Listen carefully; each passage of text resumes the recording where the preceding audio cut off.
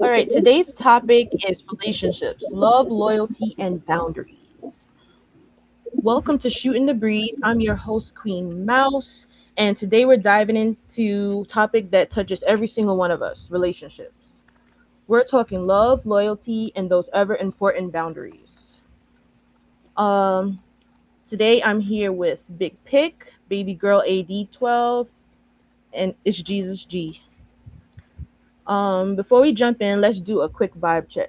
Have you ever felt like relationships, whether with family, friends, or romantic partners, feels harder now ever than ever before?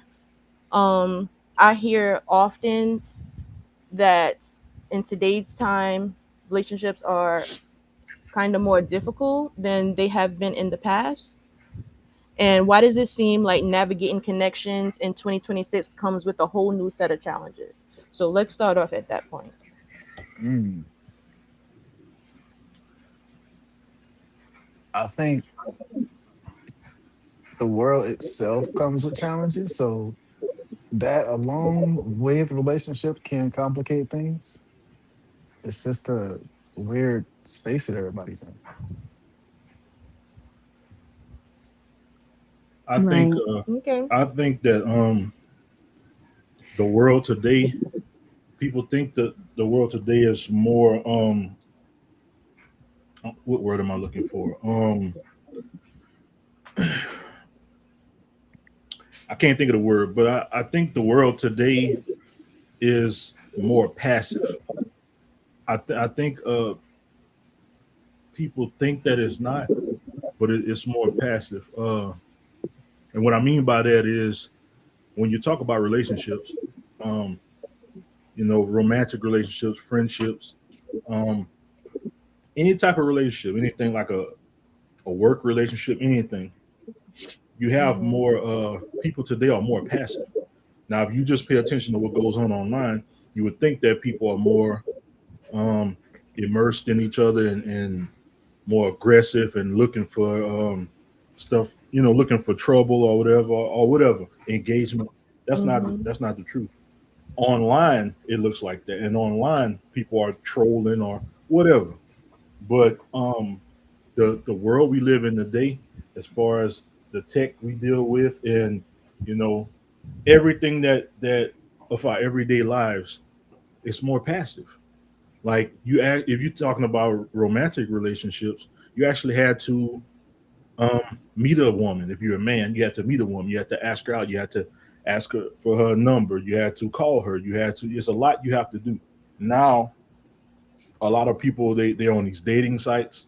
It's a lot of dating sites as people are hooking up from Facebook and the gram and stuff like that. So I think it's more Mm-hmm. difficult today because there's really no work being put in with any relationship, friendships, any of that. Like, people try to judge you or learn you based off of your social networks and what they see online. They don't spend enough time with each other. If you're talking about family relationships, you're more liable to get a happy birthday text than a happy birthday call. And True. 20 years ago that wasn't the case. 30 years ago that wasn't the case. So I think the challenges come with the advancement of technology and just where we are as human beings right now. Everything is more passive, like, and there was a time where if you got denied by a man or a woman, whatever, you had to deal with that. You had to it made you feel some type of way. You had to hurt or whatever, and you had to get over it some kind of way. Now it's almost like you could turn somebody away or turn them down, and it's really no feelings behind it. Like for the person that's doing the turning away and the person that's being turned away, they just on to the next one because Mm-hmm. like I said, it's really no, everything's passive, everything's quick. It's nothing being learned or studied or kept. No relationships are kept. Like it's just so easy to just swipe, swipe left. They say so. That's what I feel about Okay. Mm, I think a lot of it too comes from like we give people too much access to us now.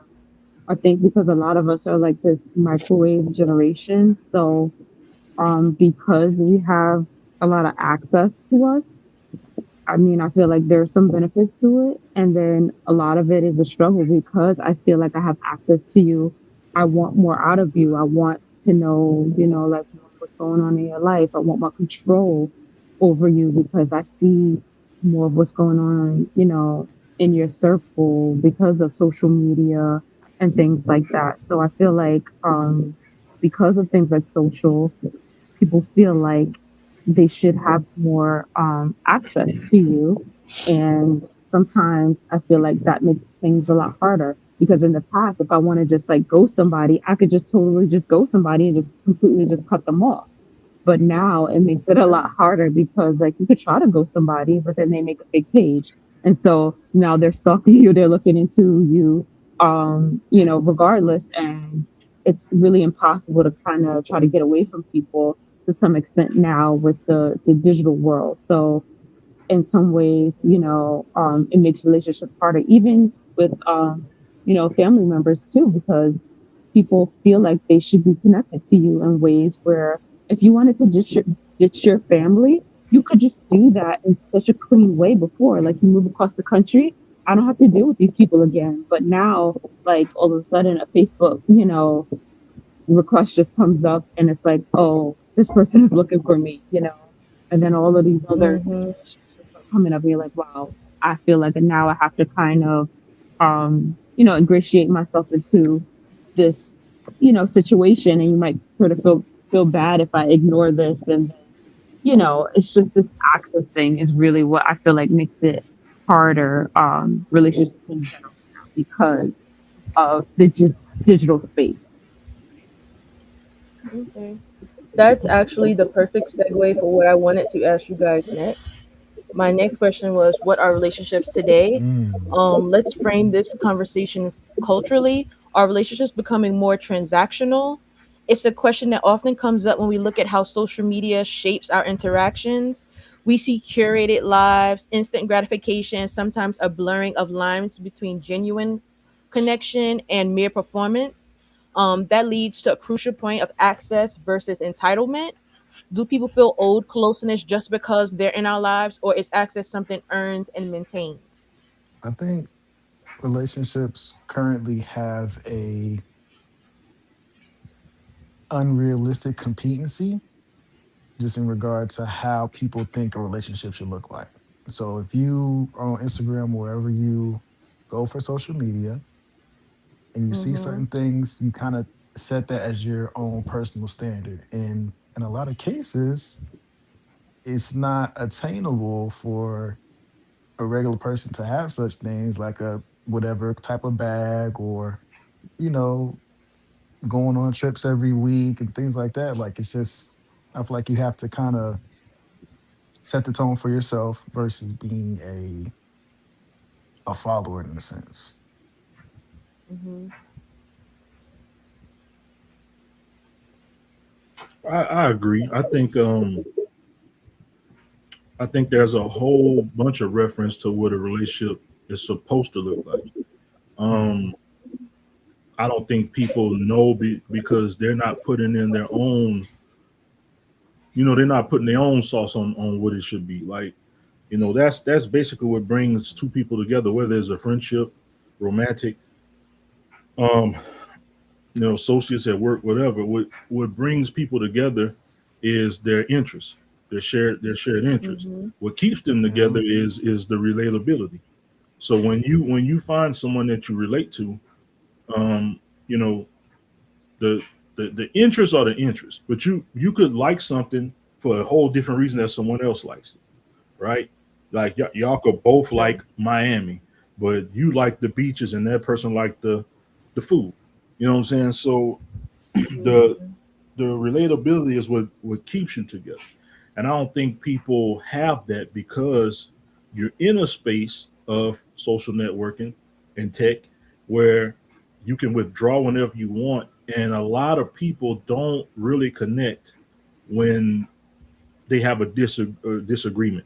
Like I said, back in the day, 20 years ago or better, when you had a disagreement or you had something that you seen you weren't compatible with someone, you still had to learn how to navigate around it or deal with it. So feelings, relationships, all that is temporary nowadays. It's what the word I'm looking for? It's temporary and it's situational, right? So Mm. sometimes people, if they feel like you don't agree with them or their ideology or something, they'll withdraw. They'll pull away from you or whatever, and you'll be like, damn, it was so. I thought we had something. Like Yep. I thought we had a good friendship here. I thought we had a good relationship here. And because they can't tailor you into what they want you to be, now it's like, nah, well, I ain't feeling you, and so yeah, I think a lot of it is just people don't have to deal with people like that, and they don't make the effort. Mhm. They don't make the effort. So once they see something they don't like, or they in a position of something they're unfamiliar with or uncomfortable, they don't learn how to navigate their feelings around it. They just say, no, it's a danger zone. I'm out. Mm. Yeah, I'll have to It's funny agree. that you had said that. Mhm. Go ahead and. No, I was just gonna piggyback off what you said. I feel like that is so true. I think people definitely feel like if they can't um agree with something that somebody feels or says, they're very quick to cut people off. And I feel like Mm. it's a lot easier to cut people off in this digital space now, um, in a way because you can kind of choose to do it, which kind of sounds contradictory to what I've said before, but you can choose to be like that if you want to be. Because you just see how Mhm. people move and you're like, yeah, I don't feel like I need to have that person in my life. Whereas opposed to in like the olden times, it's just like, well, like this is your family. You just kind of have to vibe and be in that person's face, just because that's your blood, like they're just going to be around or whatever the case is, and you just learn to deal with your feelings and emotions because generations ago, that's just what we used to do. And I think as time progressed, like the generations have changed so much where it's just like, I don't want to deal with it. So I just like cut it out, like a sick body part. If I don't like it or Mm. whatever, I just chop it off as opposed to trying to heal it, grow it, patch it up. And we're really getting to this environment where if I don't like it, I just cut it and I remove it. So in a way, I do feel like we've gotten to this transactional place where it's just like, if this isn't feeding me, I really don't want it Mhm. and I'm just going to get rid of it. And that's the mentality that I feel like the newer generations are really like that. And then you also see it heavily in the job environment. Like they say statistically, like the Gen Z, if they don't really like, the jobs and stuff that they stay in, they have like the highest turnover rate. Mhm. If they don't like a job, they will leave that job. They're not ones who will stay loyal to a company. They will jump ship like Mhm. immediately, as opposed to somebody who's more like a millennial who will, ride out a bad boss or whatever the case is, just because they Mhm. have this more of a sense of loyalty, as opposed to the newer generation of like, oh, you know what, I really don't like how he looked at me today. I don't need this. I'll find another job. So it's a Hmm. different mindset. I want to comment on that. Mhm. I agree with what was said, but I also want to add to it as far as like when you think about what millennials would deal with and what Gen Zs will or won't deal with. As millennials, I think that we we I'll say this first. A lot of times, okay, when we have um, bad relationships, especially with family, you've always heard this term. Say like if your mother crossed you, somebody always gonna tell you, yeah, but that's still your mother, right? And they didn't even realize back then Yeah. they was just really asking you to accept trauma. You know what I'm Oh saying? yeah, yeah. If you were being abused by your mom, right, and you tried to tell your auntie or your uncle or someone, and they're like, well, that's still your mom. What does that mean? Like if this person have me at a ready to jump off a ledge, like it don't matter if that's Mhm. mom, dad, brother, it don't matter. Like that's toxic for my life. The Hmm. thing I'll say about like you talked about jobs and stuff, and in any situation really that can be a negative. I feel like the reason why millennials deal with it a little bit longer is because we've been through a lot of struggle. We've seen things, Hmm. and we know that Mhm. there's light at the end of the tunnel. We know that it's Hmm. not gonna rain forever. Like we know pain don't last forever. We know good things don't last forever, but we know bad things don't last forever either. Whereas when you Mhm. look at Gen Z, they do not know how to deal with struggle. A lot of the Right. kids today and a lot of the young people today, their parents gave them a way better life than they had Mhm. because they've experienced some kind of struggle. They've experienced, you know, someone like lights being cut off, gas being cut off, Hmm. water being cut off, and they said, "I'm never going to have this happen to my kids." And I'm not saying that that's something that your kids should go through, but being that some of Mhm. these Gen Zs never had to go through any of this, they don't know what struggle looks like. So anytime Right. something gets unfamiliar, whether it's rejection, or an unfavorable situation at your job, they walk away from it so freely because they don't know how to deal with it. It's not that they're liberated or they're just they're in a space better than us. They Right. don't know how to deal with it. They can't. Yeah. You could look at some of the Gen Zs today. Of Look at some of the rappers. Look at some of the music. Some of these kids were silver spoon raised. They go and they try to find a struggle. They try Hmm. so hard to say I'm from the hood. No, bro, you're not from the hood. I give you a perfect example. Look at the basketball player John Morant. He want to be a Yeah. good Mhm. gangster so Mhm. bad. This man Right. had a you know what I'm saying? He had a nuclear household. He had a mother, a father, siblings, and his parents, they were middle class. He didn't have a struggle. Right. He didn't have one. But if you ask him, he from the trenches. He come from the bottom. He got out of the mud. No, you didn't, bro. You saying that Mhm. because you want respect from people that don't know nothing about the life you live. Mm. So you able to Mhm. lie, you able to manipulate and say that you came from this to relate to them, but you really didn't come from that. And that's another thing. I think the people today, these relationships are so hard because people are just afraid to present themselves.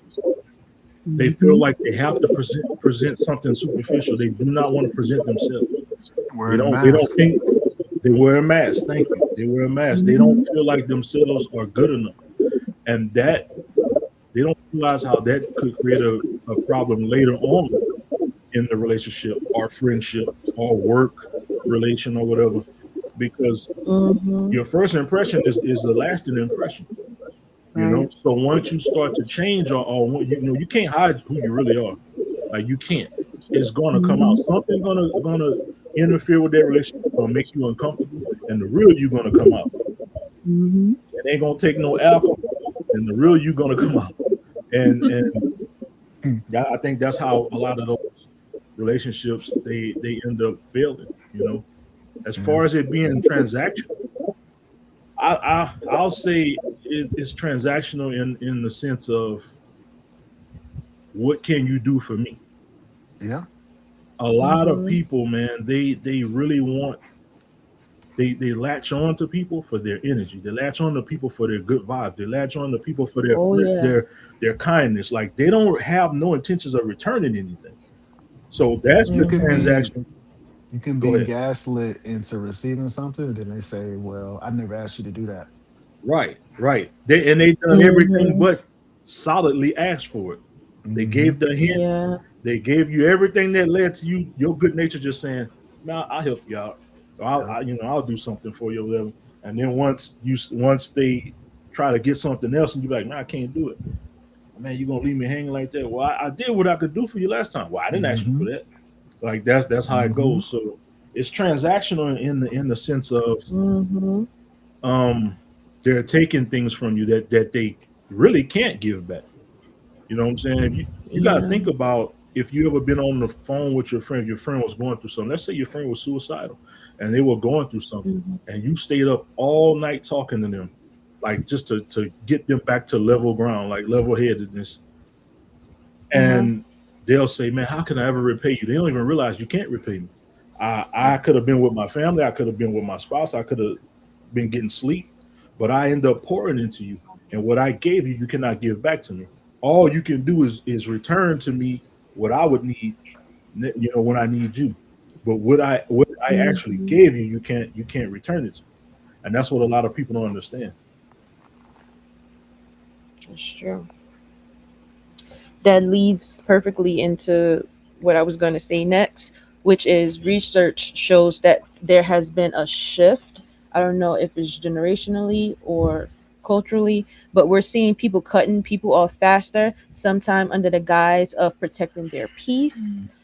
While self preservation is vital, it raises the question of, are we truly protecting our peace, or are we sometimes avoiding accountability? It's the rise of therapy culture also that has given us a new vocabulary with terms like boundaries, triggers, and gaslighting. They're now become commonplace. But as our research highlighted, there's a dangerous side to therapy speak when it's misused, weaponized, or used to bypass genuine conflict. It can lead to loneliness and deteriorated relationships if not applied with self awareness and empathy. So, this brings us to the question of, are we protecting our peace or avoiding accountability? It's a fine line, and I want to explore that more as we get into our main topic, which this is going to wind up being a full series, which will discuss family relationships, friendship relationships, and today, romantic relationships. So, that's our main event. If you guys want to talk more about what I just said, do it now before I segue into the main segment.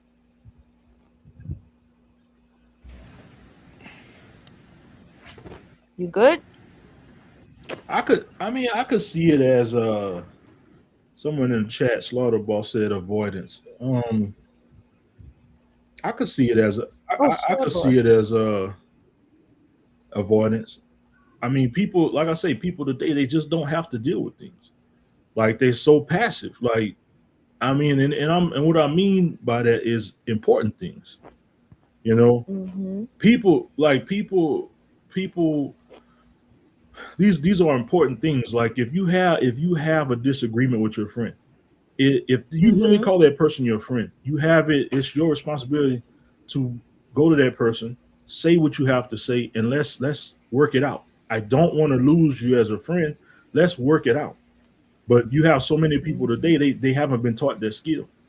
You know, some of these kids, some of these, Mm-hmm. I mean, newer generation, some of these kids, they parents didn't raise them. The internet raised them. An iPad raised them. Yeah. You know what I'm Right. saying? So, like, whereas Mm-hmm. when we were kids, they would say, "Well, y'all watch cartoons. Yeah, we watch cartoons, but we also went outside and interacted with each other. We played outside. You was on the block, you was on the stoop, wherever you from. You had interactions with people. There was no internet to raise you. There was no internet to teach you. You know what I'm saying? The internet really was a tool Mm-hmm. when we were kids. The internet really, it really was a tool, but now the internet is doing people's job for them. It's doing parenting for people. So you gotta look at stuff like that. Like I think they really do try to avoid, for the most part. Like, you know, Mm-hmm. everybody's different. I don't want a blanket statement right now, but for the most part, yeah, people don't want to be held accountable to anything. Also, to what G said earlier, it's the mask that people wear. If people are saying like I'm perfect, or I gotta keep this persona up about me, and if it's not real, or if anybody bring you to a point of responsibility and accountability, you run from that because it Mm-hmm. doesn't match with who you are and what you're trying to do and who you're trying to present yourself as. Uh-huh. Hold on one second. Let me add G back in there. Okay. Am I It's in? nothing but Yeah, you people you use back. You trauma back. Okay. as a personality. Yeah. Cool. No, you know that's funny that you say that, boss. I think that's the number one problem with people Mm-hmm. today. It's when you say he says people use trauma as personality. You Yes. know how Mhm. many people use that to really get you to feel sorry for them and manipulate you and Yes. like Yes, it's they said bad. it. Yeah, it's terrible. It's bad because I almost feel like trauma and I almost feel like it's trendy now. Oh yeah. Like Mm. Yeah. like depression and all that. Like Who got the people worst situation? say Mhm. it again. Yeah. It's like who got the worst situation? It's a contest. Right, right. It's like a Mhm. trauma bonding, Hmm. Exactly. and Yes. the thing is this: like you'll meet somebody today. I met plenty of people. You know, I suffer from depression. Never went to the doctor. Never been diagnosed. You know what I'm saying? But they Yeah. telling you because that's how they feel, right? Mm. Yeah. I mean, Mm-hmm. you you can feel depressed, but at the point when you tell somebody I suffer from depression, who diagnosed you with that? What kind of pills are you taking for that? What kind of therapy are you getting Google. for that? How you We know? got we got Google diagnosis. we got the most traumatized generation with no therapy. Nobody's getting no therapy. Nope. Like what? I mean, and that makes it harder for you to have relationships with these people, right? Mm-hmm. At the moment where they can no longer string you along or manipulate you or get you to believe their sob story, now it's Hmm. you the bad guy. No, Oh I Right. was yeah. real with you. I was real with you Hmm. 100. You changed. You manipulated me. You the bad guy. And there's no Yeah. one to hold them accountable. They run every Mm-hmm. time they get figured out. Uh So huh. it's yeah, it's bad. I'm It's glad a boss said tool. that. Yes, It I it really is. is. think it's a tool. It is. Hmm. They Absolutely. weaponize it. They use it against you so that you'll feel bad for them and you'll Yep. cater Mm, to their needs. And people really just weaponize it. Like, oh, I'm sick, so maybe it's they'll be kinder to me or they'll placate into my needs. People will use sickness and Or whatever their or ailment is. or So yeah, or Hmm. they won't run when they really figure out who I am. yeah, yeah. exactly. Yeah. It's emotional Give warfare. excuses. Yeah, that's what Hmm. it is. Excuse Hmm. bad behavior because of a sickness. Exactly, because people won't hold them accountable. They're like, oh, they're sick, so it's okay for them to be horrible people, treat people Right. poorly because, oh, well, this person has this and this illness, so let me give them a pass for Right. whatever they did. You get a pass automatically because they Hmm. have weaponized whatever is wrong with them. Mm-hmm. We all got that one family member like, yeah, that's just crazy Freddy. You know how he is. Leave him alone. Exactly. Exactly. That's just Right. how he is. Nobody got Mm-hmm. Freddie no help. Hmm. Nope. Nobody never sat down and asked Freddie, hey bro, what's really good? What's really wrong with you, cuz? Exactly. Like, Nobody checks Right. him for doing weird stuff to people. They just let right. it slide all the time. Like, oh, Hmm. there's something he does all the time. That don't make it right. Yeah, exactly. Mm-hmm. Mm-hmm. Where his mom and dad at? Why they never fix this problem? Exactly. And Man, we Nobody gotta got deal him with no that. help. Right. Right. Mm-hmm. I think people need therapy. I actually had a friend that I kind of suggested they do therapy, Mhm. and they never did. They kind of just been pushing it off. So it was one point in time where I was just like, they actually set up an appointment, and then they said, guess what happened? My therapist canceled. And Oh I'm not gonna no. say they lied, but just things like that. Like I just think people have a stigma about what therapy, yields for like healing their mental. Mhm. Okay. So now I think we should get into our main topic for today, which is romantic relationships, which I think this is going to be a definite hot topic. Hmm. Dating culture in 2026 is fascinating. Um, Mm. Research suggests that something called clear coding has become a major trend. Clear coding is where individuals are boldly stating their intentions up front, seeking emotional honesty and transparent communication. And hot take dating also shows that shared values and even political stances are now crucial vetting points, while many unwilling to date someone with opposing views. So we're seeing a move towards emotional availability, with Mhm. hopeful being a top emotional keyword for dating. The desire for low key lovers, chill, drama free, and emotionally present partners is on the rise. This stands in contrast to the past, where situationships and the fear of commitment often dominated the dating scene.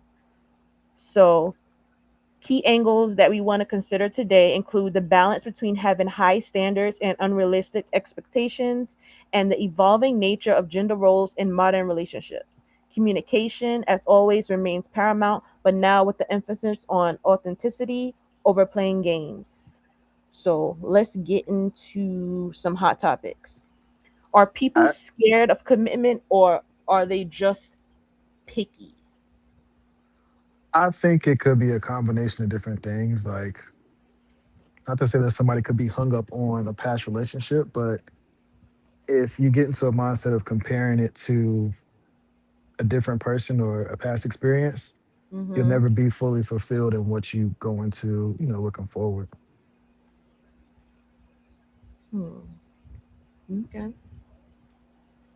And some people don't take the time to grieve. Like you could probably, end it with somebody 3 or 4 weeks later, you trying to date again. That's not gonna work. You got to go through that and deal with that. You know why? Because some people can't be alone. They Yeah. can't be by themselves. Mm-hmm. They can't handle who they Right. are when they're by themselves. Mm-hmm. You know what I'm saying? So you That's have you true. have you have some people, they really will be depressed without Hmm. Mm-hmm. someone. You know what I'm saying? Mhm. They need someone to drain energy from. They need someone to lean on. They need Mm-hmm. someone to talk to all the time. Yeah. They need someone to listen to their how their day went. And they don't really have the capacity to handle themselves by themselves. Mhm. Mm-hmm. Yeah. I've learned that about a lot of the women I've been with. Like, uh, they be I don't know, maybe it's just me, maybe it's the type of person I am, but a lot of people leaned on me. A lot of people became dependent on me. And it may be my personality. It may be what I give as far as being a friend or a partner or whatever. And Have you ever dated a woman to where like she'll tell you like you fulfill her inner child in a sense? not in those words, but I've had people that told me stuff like that, like said like I don't know how I would do this without you. I don't know where I'd be without you, or like I'd always Yeah, yeah, tell them you'll be alive. Like you ain't gonna die because I leave the yeah. picture. Like you was living before I got here, you gonna be living after I'm gone. Like it don't, you know what I'm saying? No, anytime, because it's hard for people to once you bring something good to someone, it's hard Mhm. for them to understand how they made it without you. Mm. But what they don't understand is all I did was add to what you already are. Yeah. Like I'm not making you happy. I'm adding to your happiness. Or Mhm. I've brought your happiness out to the forefront. Like I didn't make you happy. Like, when you was a kid, you smiled at some point in time. I was nowhere around. people True. need people need to stop saying that to people. Like it don't make me feel no different. Like you need to understand, like you were already perfectly made before I came into the picture. I was Mhm. just the boost, or someone was the boost for me, or like you know what I'm saying. Mhm. So Mm-hmm. I you know I'm more interested in the clear coding, because what you said earlier about if people are picky or if people are scared of commitment. Yeah. I think it's two sides. I think people just really don't want to waste their time anymore because there's so many good people out there. They're hidden, but there's so many good people out there, and there's so many Mhm. people out there trying to just get something out you. So Yeah. people, when Mm-hmm. you talk about committing to someone, people just don't want to waste their time, right? My thing about commitment is, you know, especially when you're young, people say, "Oh well, nobody's perfect. Nobody's perfect. You gotta accept people flaws and all." Man, bullshit. If you want to be in my life, you got to be perfect for me. You ain't got to be a perfect person, but you got to be Mhm. perfect for me. You got to Right. give me everything I need. You asking to be a part of my life. I could accept Hmm. anybody into my life. So if you Mhm. really want to be down with me, you got to give me everything I'm looking for. No shortcuts. Mm-hmm. Everything I need or want out of you, you got to bring it to me. You have to, because I don't have to deal with it. I don't have to settle. No one True. Yeah. does. No Right. one does. Now I think once you really put that down and once you really understand that, you can, you know what I'm saying, you can Uh-huh. move on. So you got to be able to tell a man or a woman, whatever you're looking for, you got to be able to tell them this clear code, and you got to be able to tell them exactly what you want, exactly what you're looking for, because Mm-hmm. Yeah. 9 times out of 10, some dudes be wanting to have a woman, and there's a good woman, and they be like, all right, I got this good woman, I got her at home, she cool, she chilling. Where the Mhm. hoes at? It don't work like that, bro. You can't you can't do that, bro. Yeah. You gotta. So if that's the life you want to live, I think this clear coding is something. If you're a real man, you tell that Mhm. woman that, hey, Yeah. I really want to be with you, but I want to play too. The Yes. thing that scares men is the woman saying, okay, cool, let me play too. They don't want it done. Uh-huh. They don't want it Right. done to them, right? Facts. They want to do it, but Mm-hmm. they don't want it done to them. But if you're a real man, Mhm. hey, all's fair. If the woman Mhm. saying, okay, when you with them, y'all them, and when you with me, we us. Let's do it like that. Yep. A lot of women will go for that, but dudes they Yeah. be afraid, and know what they be afraid Mhm. of? They be afraid that they're gonna meet somebody better than them, and that party gonna end. You can't worry Mhm. about that. You know what I'm saying? Especially if you just doing a little dating, it's dating. But when you talk about commitment, it can't be anything in between. Commitment Mm, is clear as cut what it says. Commitment. mhm. You and another person. You know what I'm saying? If you ever feel like you need a third party or a fourth party, or we just all doing our thing, that's no commitment there. There's no commitment. You playing a game that it never really ends well. I don't care what you see online. I don't care about all these stories you hear about. That stuff never lasts. It'll go on for years sometimes, but it never lasts. So I think people just don't want to. I won't say picky, because don't Mhm. we can't get caught up in what the internet said. The internet will make you believe that all these women want millionaires and all this, and dudes that's 6'10" and all that, and it'll make you believe men just chasing nothing but hoes. But that's a small percentage Mhm. of people. That's what they push to the forefront. That makes it look like a lot, but that's a small percentage of people. Everybody really that wants love or wants a good relationship or wants a good friend, they really looking for something true. Mhm. That's all they really looking for. So I wouldn't say people are picky. I would say that they just don't want to waste their time. And I wouldn't say people are scared of commitment. They just really want the truth up front. Like, what are we doing here? Where are we just about to have fun? Are we really looking to do something? You know, how many people are you really talking to? Like, you talking to me, but how many people are you really talking? How many people got access to you? I think that was one of Mhm. the things you put up here, Queen. How many Yeah. people really got access to you? Like, how many people, if they called you in Mhm. the middle of the night, you would go running? You know what I'm saying? You would Yeah. leave Mhm. me to go run and see what they got going on. Like, so that's what Mhm. I think people just don't want to deal with, that because it may take longer for you to find something true, but you have to know that it's out there. Exactly Mhm. what you want, it's out there. You can't get tired, you can't get frustrated, you have to wait.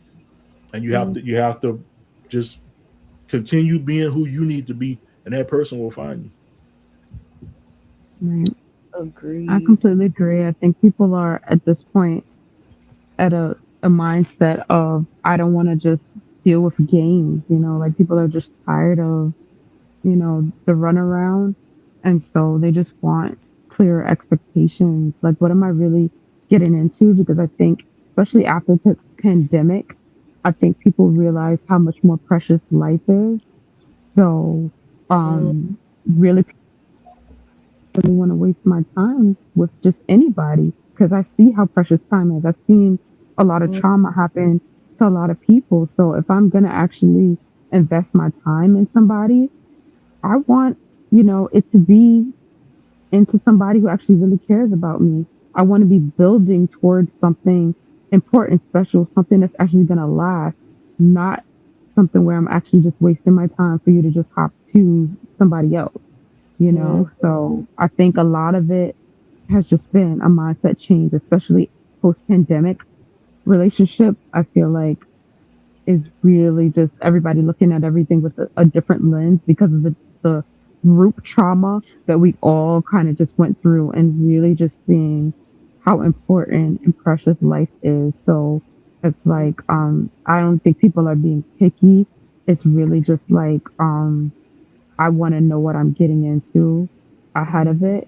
And then another point that you have here too, I think this idea of evolving gender roles is something that's very prevalent that you see in a lot of just conversations and other podcasts and things Mhm. about this kind of hard divide that's going on and this like, oh, everything 50-50 mentality that's just been shifting and it's so prevalent. And it's funny because I don't know if the rest of you guys watch Love Island, but of course I'm somebody who watches Love Island, and Mhm.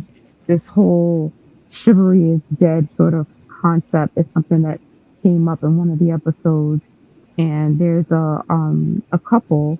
where both of the people are African American, and the female contestant was talking to the male contestant about chivalry and like her expectations and stuff. And the male Mhm. contestant was kind of looking at her like, "Oh, I'm not putting my coat down in a puddle of water for you. Like, why would you even think I Mm, would do something like that? Like, this is foolish." And she kind of was looking at him like, "For real?"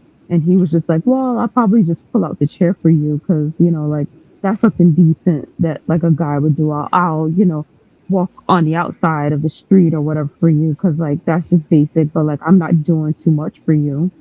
And it's mm, like, where have we gotten that like this is a conversation that she even really needed to have with him? um, I would assume that it should have been something automatic, especially being that they're both coming from the same ethnicity. They're around Mhm. the same age, general same kind of cultural, circumstances. I Mhm. would have just expected that it would have been something that would have been just unspoken familiarity, that it would be something that they just didn't need to talk about. But instead, she kind of felt disappointed in that she had to kind of ask him about the things, and then was immediately like rebuffed by him of like, yeah, I'm not going to do too much for you. Why are you even asking me to do the thing? So it's just like, why are we at this point where we're discussing, yes, gender roles again, and I understand that I feel like every generation is going to be kind of tossed up again of mm, what we consider the different gender roles. But Mhm. for the eyes that are watching that show, I feel like that was a moment where he could have really set a standard for people who look like him and been the one to mm, kind of say, like, whatever you need, I can be that for whatever you need. Because in a season past, there was a couple where it was the opposite ethnicity.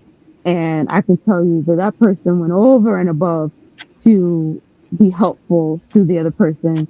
And they didn't even need to have a conversation like that. It was very obvious of what was going on, as Mhm. opposed to what just happened with this young man. And it looked really, really bad. And she looked very disappointed in what happened. So it's just like, is it beyond like what's happening to us as a people? And I feel like it affected the trajectory of their relationship, Mhm. and it may affect a lot of other relationships that are just brewing. Because I have um a goddaughter who's new in a relationship, and as a person who I know watches that show, I'm like, is that going to skew her identity of what she feels like she should be getting from her boyfriend right now because Mhm. of what she's mm. witnessing on that show? Because I know that these kids see this, and as you see things, it influences you. So, Mhm. my question. Oh, I'm Mhm. sorry, G. You want to say something on that? I would just say, like, to caveat off of everything, I think dating can resemble like a fast money aspect. Like, and so for a guy that doesn't really cherish his partner, he's not really looking to do everything possible to make them happy, because you probably got a lot of those guys that listen to men podcasts and all this men Mhm. empowerment, men are kings and all this stuff like that. But Mhm. I feel like for us, we also come from a time frame of like there still being some mystery to just people in general. Like Love Island, they already in bikinis. You already see what's going on. Like, you know. Right. Yeah. So with that, it's no mystery to it. Like it's no, okay. Let me figure out what's in the moo or whatever. Like it's already presented to you. Hmm. It's just a real Mhm. fast money mindset. That's all I would say. So that's what I wanted to ask. I'm not familiar with the show. What is the show about? So it's kind of like it's a dating show, but it's like people in their 20s, they're all on an island in Fiji Mhm. where it's just like different singles. They gather together. They're there for like a month, and they're all trying to date, to get like a prize at the end of the show. Either you can stay in a couple, or you could choose to like not stay in a couple. I think they split the money. I think they get like 100,000 Uh at the huh. end if you do win the whole show. Mhm. So it's just like a competition show, but like they're on a island. So most of the time they're all like, in bikinis and, shorts and Mm-hmm. like pretty much wearing next to nothing. It's Hmm. more of a like a show for like youth and teenagers, sort of atmosphere. Kinda. Okay, so one thing I want to revisit, um, when you said something along the lines of the woman was expecting more from the man, and Mm-hmm. Right. you said the man was saying like he wouldn't put a puddle, he put his jacket over a puddle and stuff like that. Right. Yeah, it So seemed like. Wait, let me add a little bit more context for that because he had asked her what chivalry was because she's like, are you chivalrous? And he's like, what do you mean by that? He didn't seem to understand the concept at all. okay, So that's more information for you. So go ahead. okay, so he didn't know what it was. So Not really. I'll say this. I'll say this. Um, as at one point in time, I didn't know what it was. I didn't know the definition. I didn't know the vocabulary of it. I knew what it was once I was told what it meant. Mm-hmm. But Hmm. I think it comes to a point where women have to know this. If a man really love you, if you're that one for him, there is nothing. There is nothing that Right. that man will not do for you. That putting a jacket down the puddle like that's old shit. That's kind of like that's like 50s, 40s, 50s. That's like zoot suit shit. That's what he But understood it to be, which yeah, is Right. but ridiculous. but I get the concept. Mm-hmm. Like opening doors, like you said, baby girl walking on. I do that a lot. I do that with my kids. Like we getting out to Mm-hmm. go to Walmart, I say, hey, get on this side. You know what I'm saying? Hmm. Like, so Mm-hmm. there's things that as a man you have to be aware of and you have to do. Mm-hmm. But at the same time, there are some things, if you're a real man, and I'm just saying, there are some things that should be automatic. Like there, it Hmm. shouldn't Hmm. be if you feeling this woman or not. If you take a woman on a date, you have to protect her. You have to give her your jacket. If it don't matter, if she ain't bought a jacket. She ain't bought a jacket. Oh well, you give her your jacket. You got a jacket. Y'all in the movies and it's cold in there. She Mm-hmm. should have bought Right. a jacket, but she didn't. Give her the jacket. You know what I'm saying? Mm-hmm. Right. Give her your jacket. You let her order food first. You open her door. You open every door you encounter that night. You open that door. Mm-hmm. Every Right. single door. Like that's automatic. You know what I'm saying? I don't care. I don't care if the woman was rude and you had a bad date. You open every door. You open the door, let her out the car, and just in your mind, no, this is the last damn time. You ain't getting it no Right. more because I ain't gonna mess with you no more. But you still, it should still be in your character. You Uh-huh. should, Right. you know what I'm saying? Somebody's attitude should never change who you are. There you You know. go. Exactly. So I get it, but the one thing I did have an issue is when you said, well, the woman said that she kind of was expecting more. I think that's a very, very critical point that people don't discuss in being real with relationships these days. Mm-hmm. So the expectation that kills a lot of relationships. You have to know who you're dealing with. If as a Mm-hmm. Hmm. man, as a man, some men feel they women supposed to clean the house, wash clothes, dry clothes, fold clothes, cook, and all that. If you Mm-hmm. were a woman that was raised, let's say you was raised in a rich household and you had a maid, you never touched the kitchen, you never washed the Hmm. dish, you never even put Right. nothing in the dishwasher. Somebody did that for you and you never cooked. Mm-hmm. Just because you don't have those skills does not mean you don't deserve a husband.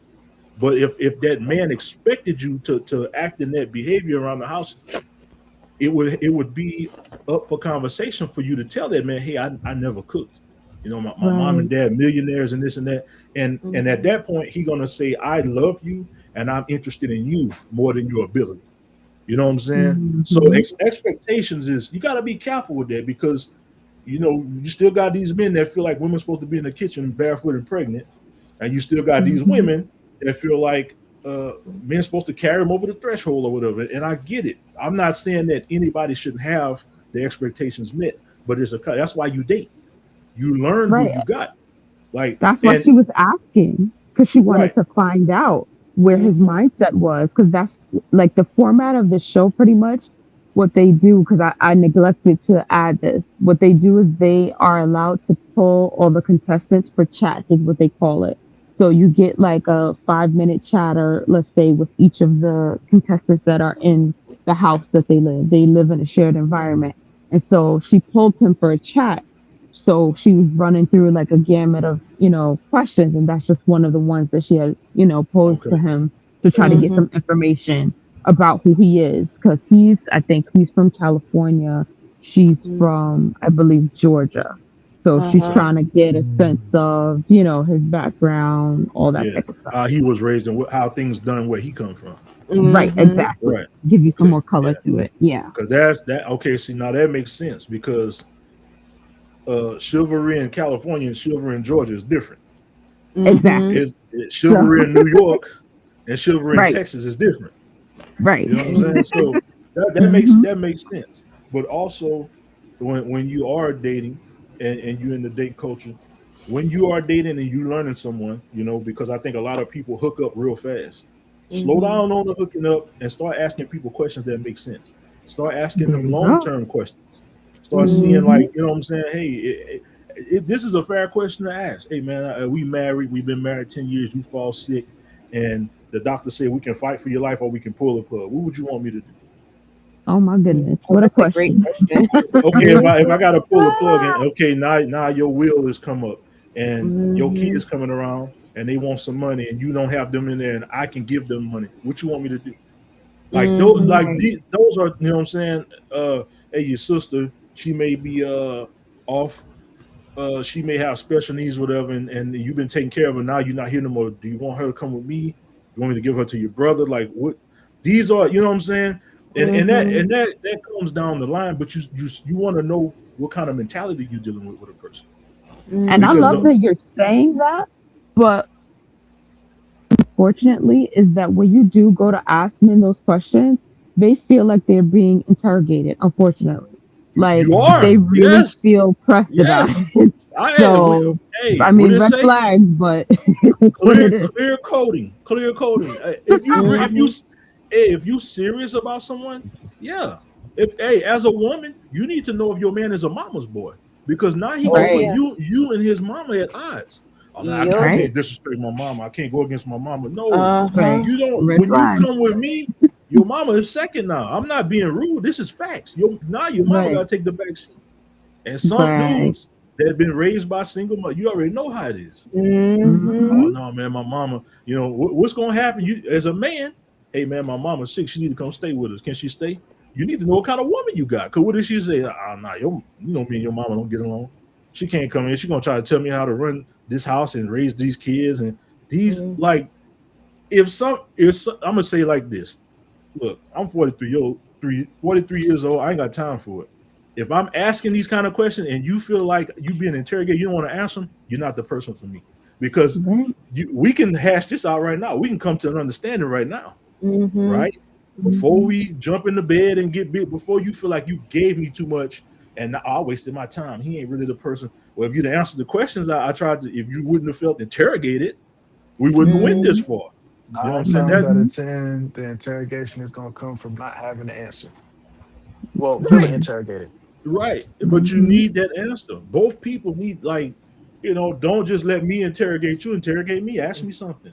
And Yeah. and you gotta take it as face value. I know some people play games, they may lie, but Mhm. you can at least go back and say, man, I asked you about this. You Right. wasn't truthful, but I asked you about this. Like, you know what I'm saying? I Mhm. think that those are the things that people skip. They skip things like that. And it's like, come on, like okay, it looked like this. Slaughterball said both parties need to cook and clean and work in 2026 in the long term intentional. Yeah, I agree. I agree, but some men they feel like I'm not doing it, or I work harder than my wife. Or some women feel like I work just as hard as you, so I ain't doing. So you have to come to a common ground. You have to discuss. Someone has to ask, "What do you expect of me? Right. Mhm. What do you expect?" So Hmm. let me see if this is too much for me to meet these standards, or I can deal with that. Mhm. And Mhm. Hmm. and another thing, I don't care how fine a man is. I don't care how fat a girl ass is. If that person is not compatible with you, leave that shit alone. When someone show you who they are, believe them. You Ooh, can't just you can't 100%. the be word. you can't be crazy behind people and be like, well, at least she pretty. Yeah, she pretty, but No. she giving you the Pretty blues. crazy. Like all your family saying, bro, you looking like you getting old. Stressing behind this Mhm. woman, like you know what I'm saying? When somebody's showing you who they Uh-huh. are, you gotta leave that alone. A lot of times we not prisoners to people, we prisoners to ourselves. Hmm. You know what I'm saying? Because we could So walk away from true. these relationships. You know what I'm saying? We could walk away from these friendships. We prisoners to ourselves. You know, so Hmm. can you believe some people won't leave? Like it's like it could be friends. Some people won't stop being friends with somebody because they don't want to be the bad guy. I don't want to hurt his Right. feelings. I don't want to hurt her feelings. Hmm. Man, what about your feelings? Huh. Like that's what I'm saying. We got to be better in this. These conversations need to be had. They can't be skipped. But Right. every like I said, my original point, we're in a passive society right now. People will Hmm. lie. They will put on, like G said, put on a mask to get where they want to be, to manipulate you to get what they want. And when they get what they want, then the mask comes off. Now you're Mm. dealing with something you didn't see. Now you sour about this person, and it could potentially make you sour about people moving forward. That's why I say never forget who you are. Whatever other people do, don't let it change who you are. But you move accordingly after that. After you've been played so many times, you got to be careful. Mm-hmm. Mm. Okay, so Um, oh, go I'm ahead, sorry, go G. ahead. No, go No, ahead. no, no, no. All right, I was gonna ask, is love still real or is it transactional? Mm, It's real. Love's still real. I think it could be a combination of things. You could love somebody for what they do for you. You could love somebody unconditionally. You could love somebody just because they're doing the best they can to, you know, provide for a relationship. I think transactional just comes from that, that feel like, I may not really love you, but what can you do for me? Mhm. You know, how much can I get out of you before I get tired of you or whatever the case may be? Mm-hmm. Right. I think there's a Yeah. lane for it. I think there's a lane for love to be transactional, but Hmm. real love, I don't believe it's transactional. I don't believe it. I don't believe I don't believe that when you're friends with someone that you have to be getting something out of them. Like, and when you say transactional, you have to think past money, Mm-hmm. right? Time, energy, stuff like that. But I don't think that you have to be getting someone something out of someone to be their friend or be in a romantic relationship with someone. But Mm-hmm. like I say, you look at these podcasts, you look at these shows and stuff, it seems that way. That's only a small Hmm. percentage. And you got to understand why it's like that. These podcasts and these shows, they wouldn't have a platform if it wasn't for them creating these riffs and these walls and and these topics. But yeah, Mhm. I still think there's real love out there. But you gotta, I don't know, you gotta define what love is to you. Love is different for everybody. Love is different for everybody. That's not one line of love. That's not one definition of love. You have to, love, and then love is. I learned this a long time ago. Love is sacrifice. That's what Yeah. love is. Love is sacrifice. Agreed. You, you Yeah. got people like you think about Ike and Tina Turner. He always told her he loved her, but we know the history between them two. Right. Mm-hmm. You know what I'm saying? Like love is sacrifice. What are you willing to give up, or what are you willing to do for your partner? That's love. Mm-hmm. You Mhm. know, you can't. What do you Love tell love you? is What not do you just a tell word us you if say; it's what you do. Mm-hmm. he was like, if you die, I'm gonna kill you? If you die, I'm gonna kill you. He said that in the movie. Oh my god. I would hope that's a dramatization, but I would I don't hope, but I know. don't know. right, he that was in the movie. But that's what I'm saying. Like the history of them. He got so sick without her. Yeah. She left. She tried to leave. He called her mama. You would think he Mhm. Mm. didn't love her like that. Like, you know what I'm saying? Yeah, you would think the way he treated her, Right. but But he didn't know how to toxic. He didn't know But how love to can be That may be sacrifice. his only way there's to. another side of That's love. all he It's knew. sickness. Maybe that's some like Yeah. generational stuff. That's all. That's the only way he Love is knew. blurry. Right. Because I feel like gotta look at love like it's a positive thing, but I feel like there's such a negativity to love that people don't like to talk about. People love Mm-hmm. things to sickness, you know, like it becomes an obsession sometimes. Like there's such a darkness sometimes to love. Like we always like to think about it, and Mm-hmm. but in a way, there's a lot of darkness to love and an aspect that people use me. You Yeah, know, they use it as a form of manipulation, Oh yeah. Mm, to do horrible things to people. You yeah. know, I feel like there's such a darkness to love, of how it Mm-hmm. sometimes perverts people, it changes people. Sometimes it brings out the worst in people. You see, Mm-hmm. if you think about the Ike and Tina Turner situation, it made Mm-hmm. him so sick to become such a horrible person. Um, I'm trying to think of what they call it when a person is so like obsessive with somebody. It's like I'd rather you not live Fatal than, attraction. yeah, like that fatal Mm, attraction Mm-hmm. situation where if I can't have you, then nobody else should, sort of situation. Mm-hmm. So mm, you see how dark it can become because you get obsessive about it. So I feel like, you know how they say everything in, you know, like small doses because it can consume you. So you Mm-hmm. have to kind of temper it yeah. because anything, you know, everything in moderation. So there are good sides to love, but there's also bad sides to it, and you have to be, you know, understanding about that too. they say love is And a form of insanity. right, it really is because you start to lose yourself inside of it. I mean, if you think biblical, you know how they say the heart is deceitful above all things. So if you're following your heart where love resides, then you can Mm-hmm. kind of go crazy. It'll literally you lose yourself inside of that.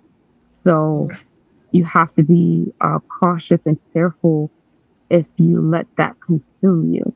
So Mm, that's a For, whole nother angle to for love. God so loved the world, he sent his Right. only begotten son. Mm-hmm. Love is sacrifice. It Yeah. is. Love is Makes you do sacrifice. crazy things.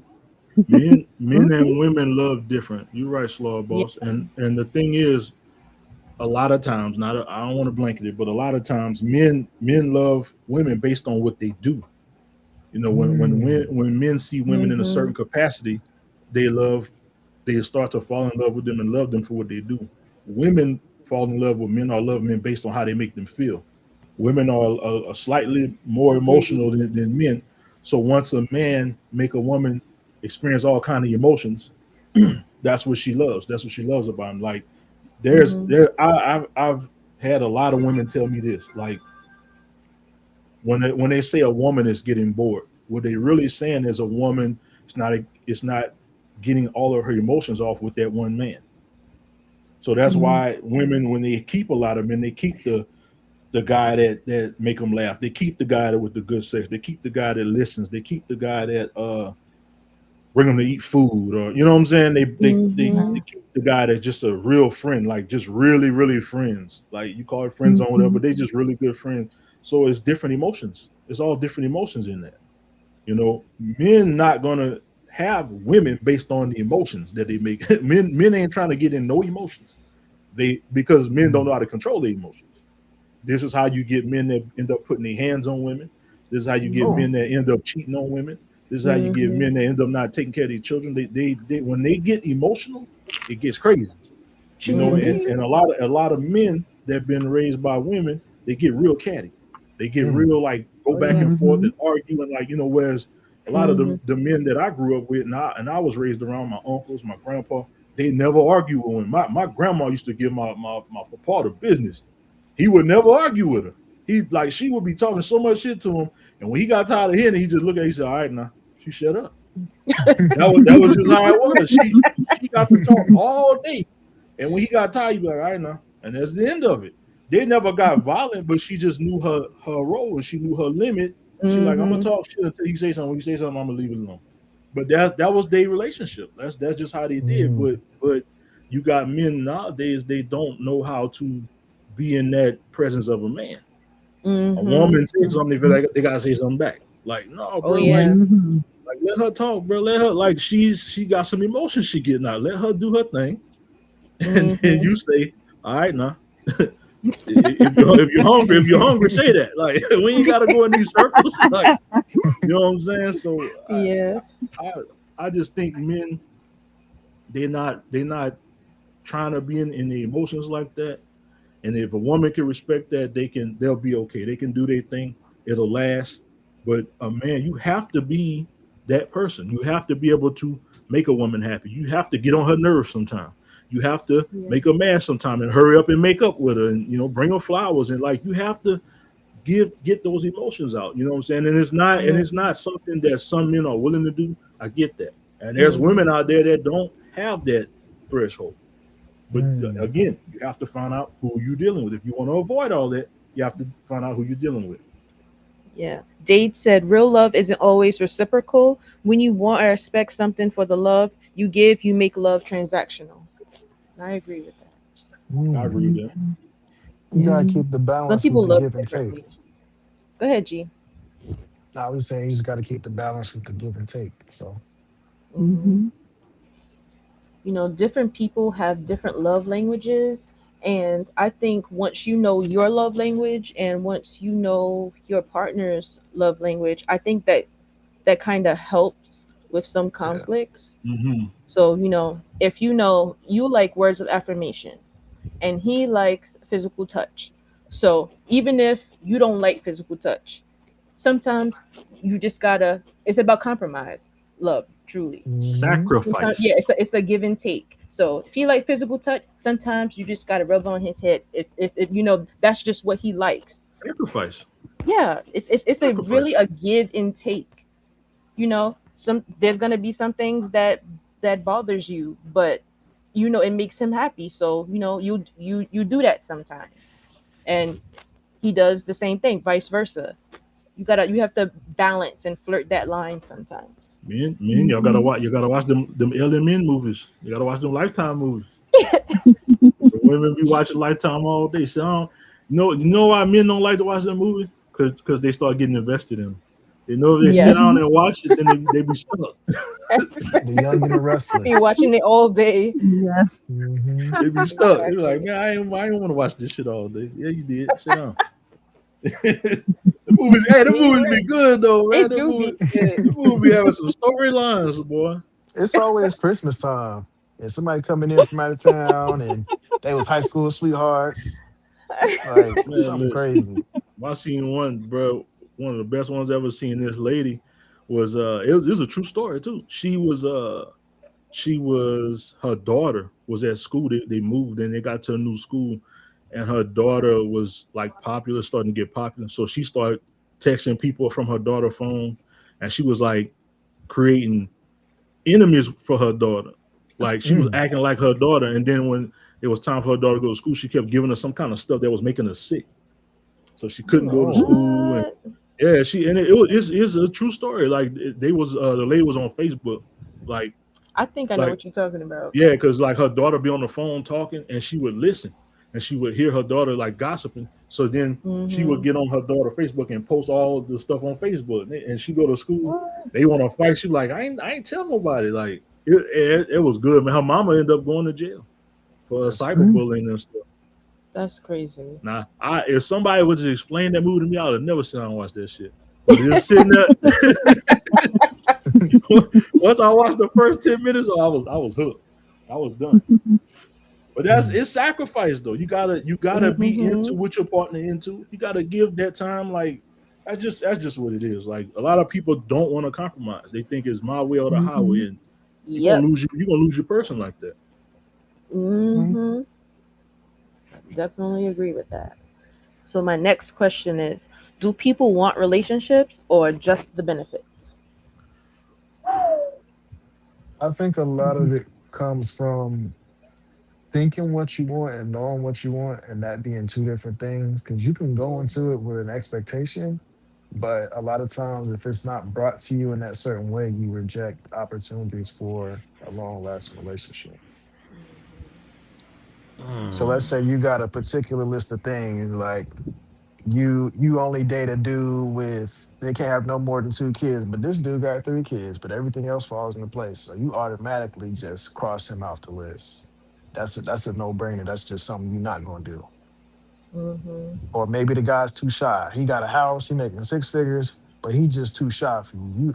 You need somebody that's gonna quote unquote handle you, Yeah. but he Right. just too shy. Maybe that's just, kind of block blessings that way. You kind of got to go into it with a fresh set of eyes. That's all. Okay. I And mean, I, the go ahead. benefit's so good though. It's like, man, like, do I really want to be locked into something like? And the Yeah. benefits. Here's the thing. Here's the thing. Mhm. As men, sometimes as men, before we commit, we have a lot on our plate. I was never the type of man to have a lot on my plate because I watched so many examples of it growing up. I watched people in my family and Mhm. stuff. And then as I got older and got into my 20s, I watched a lot of my homeboys, my brothers. I watched people deal with so many women. Mhm. And me, I've always been the person, I don't have the capacity to deal with women like that. I don't. Like, I keep it real short with women. Like, you know what I'm saying? Like, I don't have the capacity to deal with different women and different emotions. When I was out there, when I was doing my thing, I only kept 2 or 3 women. I never, like, some dudes be having so many women. I'm like, bro, you ain't enough time in a day. How do you do it? How do you have the, like, some dudes look at it like as a game, but Mhm. I didn't look at it like that. I looked at it as I just wanted just enough. That's it. I just wanted just enough. So to me, the benefits is good, but as you get older, that shit get old, and like I feel like there's a time that, like, some people didn't experience that. Some people didn't experience just getting benefits from a man or a woman or whatever. But Mhm. I feel like there's a time in your life, like, you got to do that. I tell a lot of young men, you know, I say, man, you ever been to a strip club? No, I never been. Man, you need to go. Why? Because you need to go. It's just an experience you need to have. You know, you don't want to get older when you're supposed to be past stuff like that, and now you're trying to go do that because you never had the experience. You know what I'm Right. saying? Like, there's a Mhm. lot of things, like women need to date. They need to date because that's gonna help them to figure out who they really are, what they really going to accept from a man, what they really going to deal with. If you haven't done that, if you fell in love really, really early, and somebody locked you into something, and then as y'all grow older, they start to change, you're going to remember the best days, and you're going to remember what that man was, the benefits, and then you're going to say, he ain't that no more. I ain't happy no more. Like, of course, the vows say what they say, but your human nature and your intuition, all that plays a part. Mhm. Like, we stray from scripture on everything, on lying, on everything. Like that, like, being faithful is not something that is immune to that, right? Mhm. We only human. Everybody messes up, and get it. I get it. It's a choice. It's always a choice. I'm not saying any higher power got a hold on you and made you make a bad decision. It's always a choice, but your emotions and your situations can really influence you to do some bad things. So people need to experience certain things. Those benefits, people need to. I feel like people need to have, the men need to have plenty of women around when they're young, and women need to have plenty of men. And it just needs to be like that. And I'm not saying you need to sleep with them or nothing like that, but you need to experience different people. You need to experience Mm, different, because you never know what kind of benefits you want. If you mm, just wake up and you 20 years old saying, I want a relationship, you think you want that, but a relationship is work. yeah. It's work. Mhm. Like, you accepting someone else into your life, and you have to deal with them in every capacity, right? You can love a man as a woman. You can love a man 1,000%, like most women online claim they do. And that Mhm. man could lose his mama or his daddy, and that could break him in half, and he'll never be the same. Can you deal with that? Right. Can you deal with that? Right? What True. if y'all have a child and the child died? at birth or something? Or what if you with a woman and she can't give you a child? You love Mhm. everything about this woman. This woman is perfect for you. She can't bear you a child. You really want to be a family man. Are you ready to say I'm going to be an adult? Is nothing important, nothing more important than me having you in my life. Let's adopt. Can you do that? Mm. Would if her not being able to have a child just have her turned off to the idea of children, and she don't even want to adopt? Can you deal with that? So a relationship is work. It's work. I don't think people realize that. Like, man, you don't even think, bro.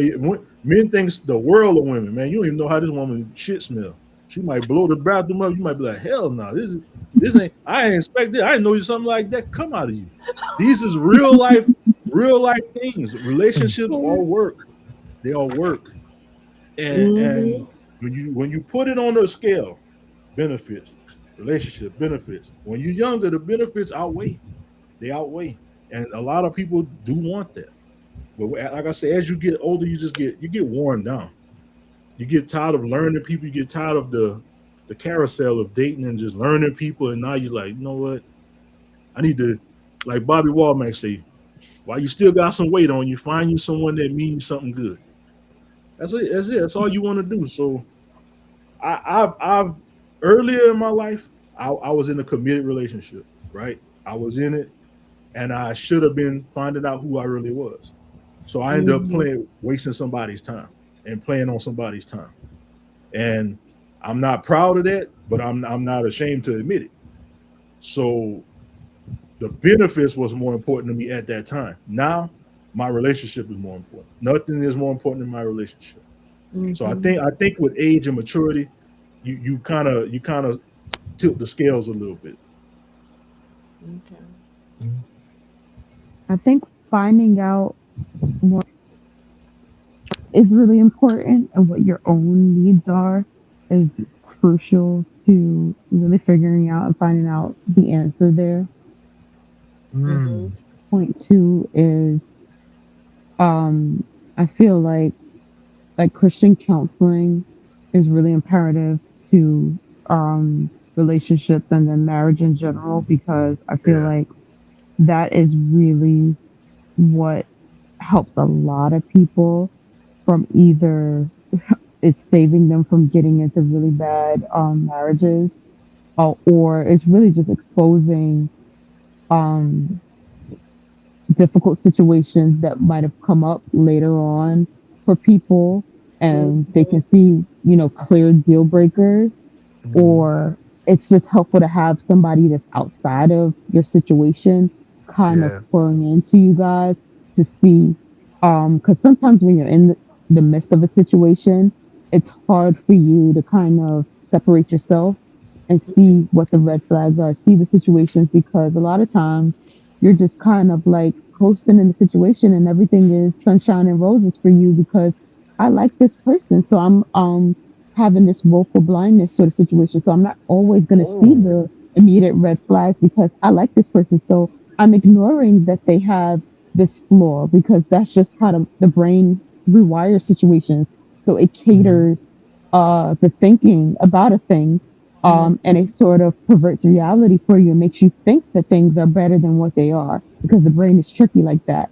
So you might not, some of us are better than others at seeing outside of that, but that's not a gift that everybody has. Not everybody has discernment, so they can't realize that things are what they actually are. So they are living in this sort of bubbled space. And so sometimes you need an outside third party to do that. Some people are perceptive to family members, friends giving the feedback that, you know what, I don't think this person is for you or, whatever. But not everybody's always, receptive to that sort of feedback.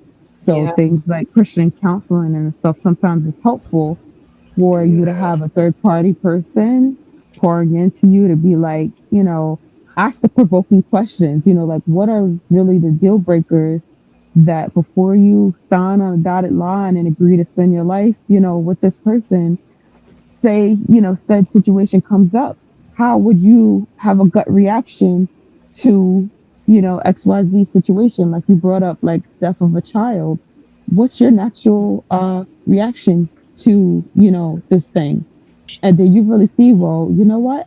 I think I really don't like this person. Or it could be something as simple of, do you even like animals? Like that tells me enough about, do I really like this person? Because if you don't like animals, I know that in the future this might be an issue for me because of XYZ, so it starts to create a little bit of clarity in your mind, and you can kind of have a little bit of future thinking, um outside of you just being in a situation. Because I feel like most people, if I like this person, I start to ignore the things that, outside of, if I was looking at somebody else's relationship, I'll be able to call it out, be like, no, this dude is no good for you. He's blah, blah, blah, blah, blah. And, but in my own situation, I might ignore it otherwise. So, I mean, I feel like that's another side to it. Knowing yourself, one, and then seeking guidance from somebody else to kind of give you a hint of like, are you really in this for the real relationship, or are you just like enjoying the ride of like the benefits of saying, oh, I'm in a relationship? Yeah. Yeah. I actually got an example of good couples counseling. Mm-hmm. Um, so going into it, I think it does kind of set the tone for like just putting it's like a invisible agreement in a sense. Like it just puts everything out there to showcase what you look for in a relationship. Like I know for me personally, I had a lot of issues with like just us not seeing eye to eye, like with our morals. And it helped us decide. Like we even our final session was just to tell her like, yeah, it's not working out. We appreciate your time, but Mm-hmm. it does provide like a better outlook for just dissecting the relationship as a whole. I do feel like that's something to go through before you decide to, get married with somebody because that's a big step, even bigger step. Right. Yeah. Mm-hmm. Yeah. I think also when people are considering whether they want to be in a relationship or if they just like how this person makes them feel is conflict resolution. Because a lot of Mm, times everything is perfect in a relationship. You never had a fight, never had an argument because things are just going well. So you've been with this person this whole time, everything is good. What happens when you have an argument or a fight? Is this person a screamer? Do you mm, not like conflict? So you're an avoider. You'll choose to just ignore whatever is going on because I don't want to get in an argument. Or you hold a grudge and you're unwilling to bend or compromise on whatever the argument is about. Knowing how this person deals with conflict is very important to the relationship because things could go left very quickly. And Right. say you done already committed to this person and now you've been married for a little while and now you're just fighting left and right. You never had a fight before, so now you don't know how this person deals with conflict. And now it's rubbing you the wrong way. Stuff like this needs to be rehashed and talked about way before the commitment point happens. yeah. That's how I feel. That's why I I like agree. Mhm. this personality assessment. I agree. Yeah. Right. Because you have to be able to understand where the person is coming from. And it does circle back to the whole idea of sacrifice, because if Hmm. I understand how that person moves and what they feel, how they talk, how their tone is, then I know where I stand, then I approach the conflict in a total different manner. So like if this person is yelling at me, over a situation,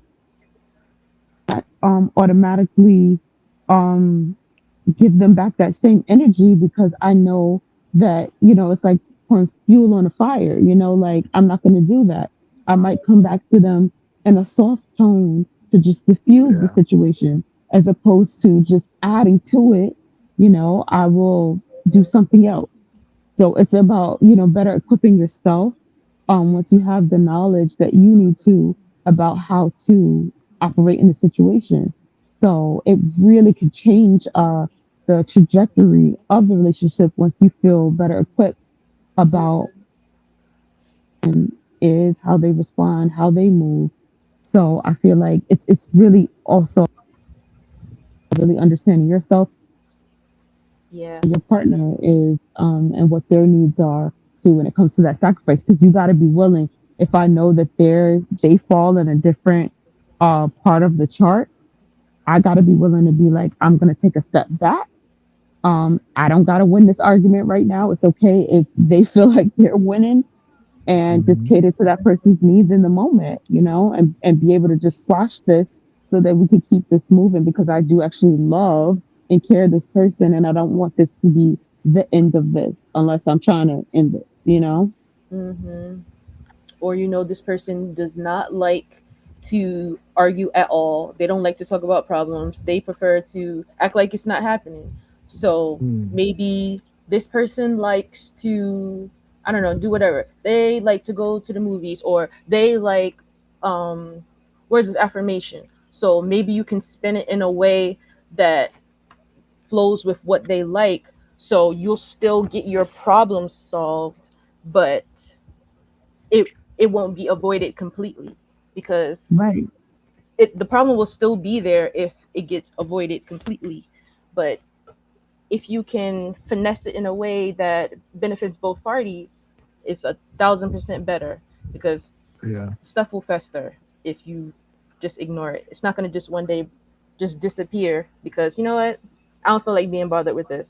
The problem is still there, you're just not bothering with it today. right. Yeah, it's all about the way that you approach the situation. If you know that Hmm. person is, avoiding or whatever the situation is, Yeah. then it's all about the spin that you put on it. Like if they Hmm. like this thing, then, you dangle a carrot in front of them. Let's go do this. They like jewelry.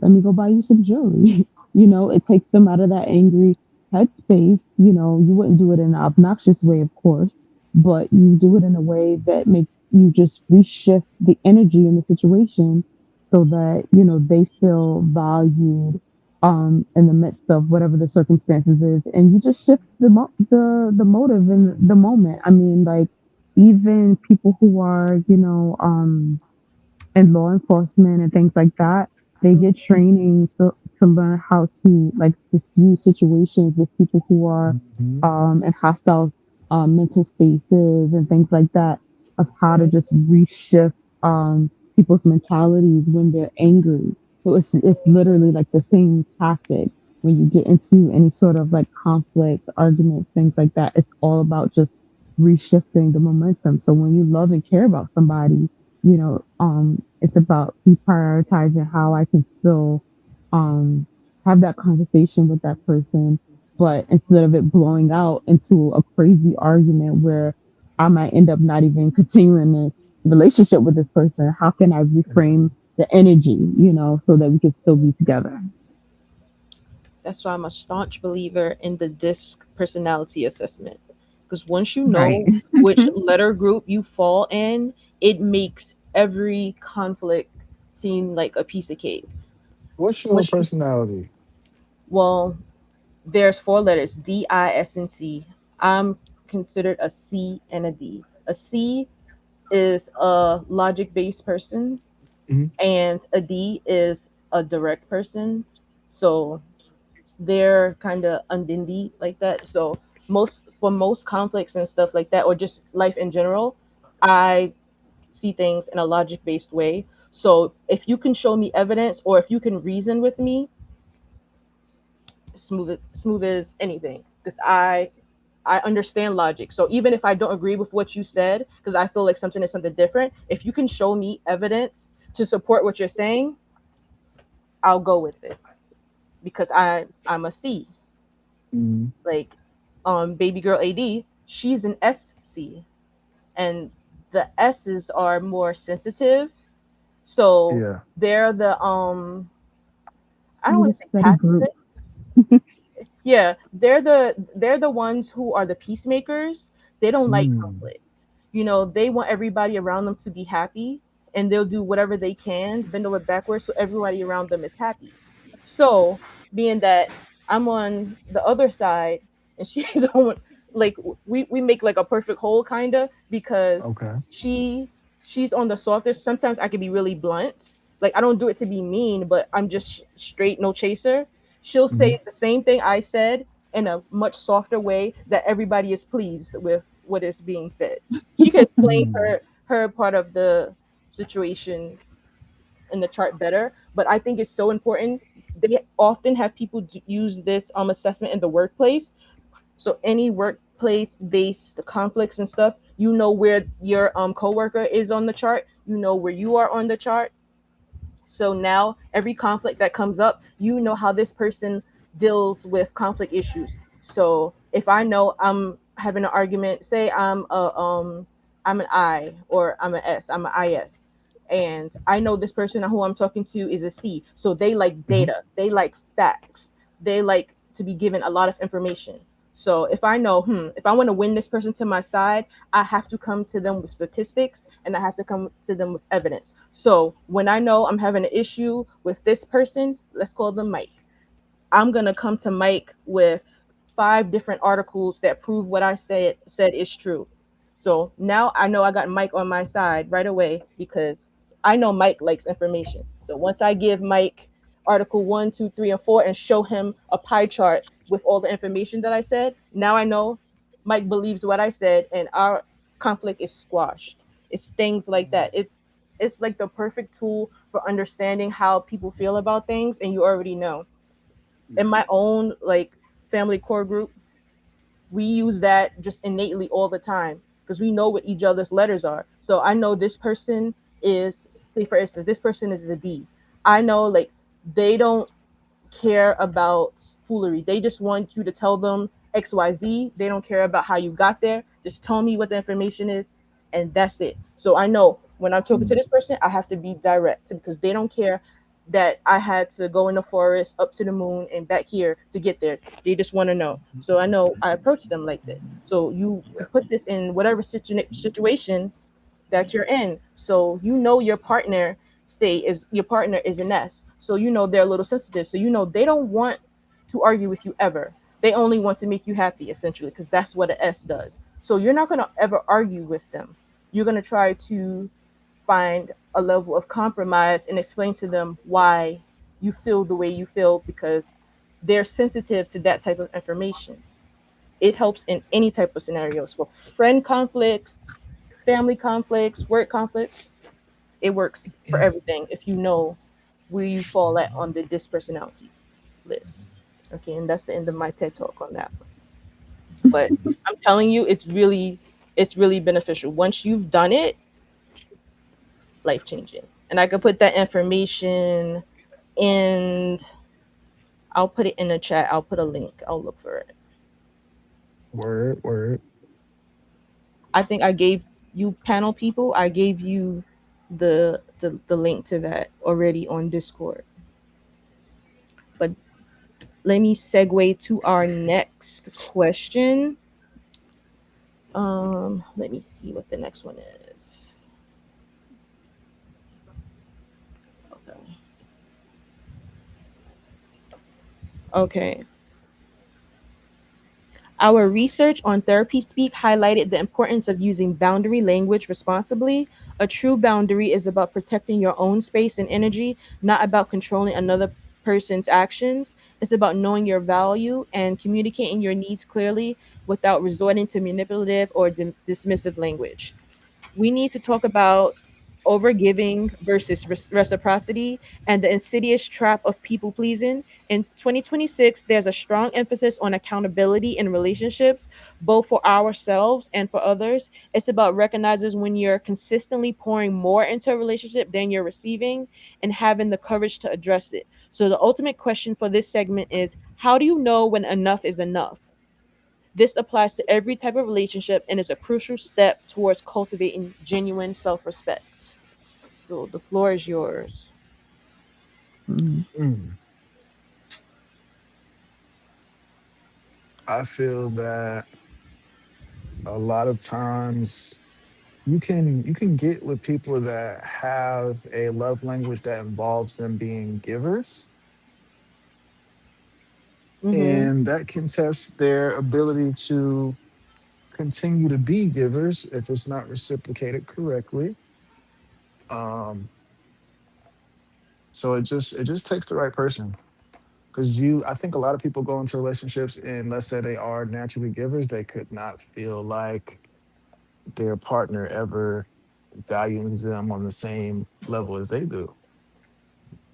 A lot of situations where you date somebody, it could be as small as just not remembering your birthday. Like it could be Mhm. a big thing. Mhm. And this is tricky too because I feel like the dis situation could play into this well because some of the dis letters are susceptible to this sort of behavior where, especially like for an S, um, it's easy to fall into being an overgiver where you're giving so much of yourself that you lose yourself into somebody. And as an S, you really have trouble saying no. Like that Yeah. is a major just based off your personality. Like that is like one of your biggest fears is saying no because we're natural like people pleasers. Like that's something that makes us happy, you know. So what we need in that sort of situation is somebody from the outside kind of looking in to be like, I'm starting to notice that you look like you're losing yourself, you know. So it's Mm, really I feel like getting advice from other people to kind of be like, you look like you're changing, or I'm noticing, you know, something off about you, um, to kind of wake you up a little bit could be happening to you because I know that it's a natural instinct for somebody who's a nest to want to do this because it makes them feel good. Even though it's not good for you, it makes you feel good. So you'll continue to give, give, give until you have nothing left. And that's fair. you won't stop because it's like a high that you ride that high until there's nothing left, almost like a drug. So it's really on the onus of like your friends and the people around you to kind of check you and be like you looking off and you know like something it's off about you to kind of be like wake you up out of it because I feel like most of the time you won't see it in yourself. Mhm. um you have your own inherent value because you do see yourself and you know your own self-worth. I feel like that's not the issue. It's just that the giving of yourself feels good to you. So you're never going to Mm, cut that off because it feels like a good, I'm doing a service to somebody. So how could this be bad Mhm. until they've milked you dry, you know? But you don't see that as a bad thing. Only somebody from the outside looking in will see how they look at you and you look drained, you know? So it's that's really hard for certain people of where you might fall into this chart. Mhm. that's a fact. I think how do you know when enough is enough? I think you know enough is enough when the person in front of you don't feel familiar anymore. Like Mhm. the respect is gone. The care is gone. Like, when you say you love someone, it's got to be action behind that love word. It's got to Mhm. be care. It's got to be consideration. It's got to be respect. And when those things go out the Mm, window, I think that's when you know enough is enough. Like, people are allowed to make mistakes. People are allowed to change and grow and mature and all this stuff. But once their growth or their maturity or their change affects your life in a negative way, enough is enough. Like, Mhm. you becoming somebody different. You becoming someone that I did not sign up to be with or tolerate. Some people, when you talk about knowing your value, some people don't know their value. They feel like their value is taking care of other people. Like you can ask them, what do you bring to the table? What is it about you that's valuable? And they feel like, well, I take care of everybody, I look after everybody. I was like that. I was that guy where I looked out for everybody, but nobody never looked out for me. And at the time I was doing it, I wasn't looking for it. I wasn't looking for anybody to look out for me. I had to get with someone that had to tell me, hey, you're important too. Hey, I know you got to go get your kids some clothes. I know you got to go get your person some clothes. Get you some clothes too. Get you a hat. Get you something. Mm-hmm. Um, like I say, I was one of those people that felt like my worth, my whole worth was what I could do for other people and how I took care of others. I didn't think about how good of a listener I was. I didn't think about how good of a talker I was, say a relatable person, a motivator. I never thought of that, and I never put that to the forefront when anybody asked me about my worth. I would always say, well, I look out for people. I take care of people. There's more to you than that. And if you tell something like that to the wrong people, they're going to take advantage of you. You Yeah. know, one of my friends would always say this quote, and I couldn't agree with it more. I have a cup. I'm going to fill my cup up. Everything that overflows from that cup, y'all can have it. My friends, my family, my coworker, everybody, you can have whatever falls out of that cup, but I'll never go into my cup to give you. Mm-hmm. Whatever overflows out of my cup, y'all can have it. But I got to keep my cup full for me. I think people That's a fact. in relationships, people lose themselves. Like, Yeah. I was in a relationship, and I remember a friend of mine. She told me that one time. She had her own business. I used to buy stuff from her all the time just to support her business. We went to school together and stuff, and we were real close. And remember I met up with her to get some stuff that I bought from her, and she told me, she was like, "Smile, man," and I was like, "What?" She's like, "Smile," and I just smiled, and we left, and she sent me a message. She say, "I don't know what's going on with you, D." She said, "But you need to get your smile back." She said, "It's something about you, not just you're not right now." She said, "You need to get your smile back. You need to be happy again. Whatever you got to do to get that, get that." I'll never forget that because it pointed out some stuff to me. Like I was really existing, so I wasn't living. I was just existing. I was so miserable. I was so unhappy. And it's not that I'm trying to put that on anybody, because I'm in control of that. You know what I'm saying? Like Mm-hmm. people can upset you, of course. People can make you mad, of course. But um, how does the proverb go? Anger, anger is a penalty you pay to yourself for letting someone else control your emotions. Mm, That's what anger is. It's a penalty that you pay, that you have to pay. It's a penalty against you. That's what anger is, because you let someone control your emotions. Let's be honest. When anybody bringing you to a dark place, you have the chance to walk away. You have the chance to not deal with it. what And they be sometimes, saying, you can't let the devil use you. but we don't look at that person as the devil. We didn't call this person an angel. We didn't call this person our baby. We didn't call You this right, you person right. boo. We didn't call this person the love of our life. They got a movie, an older movie, what is called Sleeping with the Enemy.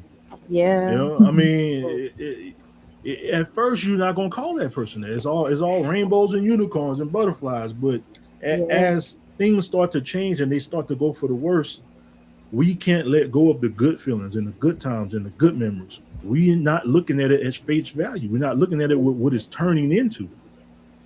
And your job is to dial it back or catch yourself. Like you can't change people. You can pray for them, and that prayer will change them, but it may not even necessarily change them for you. It may just change them for the next person. But That's a fact. you have to deal with that. You have to deal with those things. So enough is enough when that person seems unfamiliar. You start feeling these feelings that you never felt before, negative feelings. Um,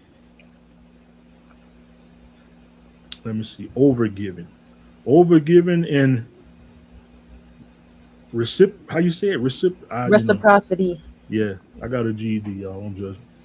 But I'll tell you this.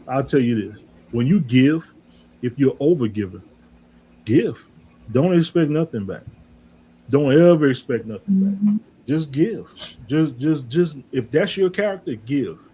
But know Mhm. who to give to and know who to give what to. Exactly. I would say keep giving, just you gotta give to the right people. Yeah, give. Know who to Mhm. give what to and know how much to give. But always give. That's your if that's in your nature, give.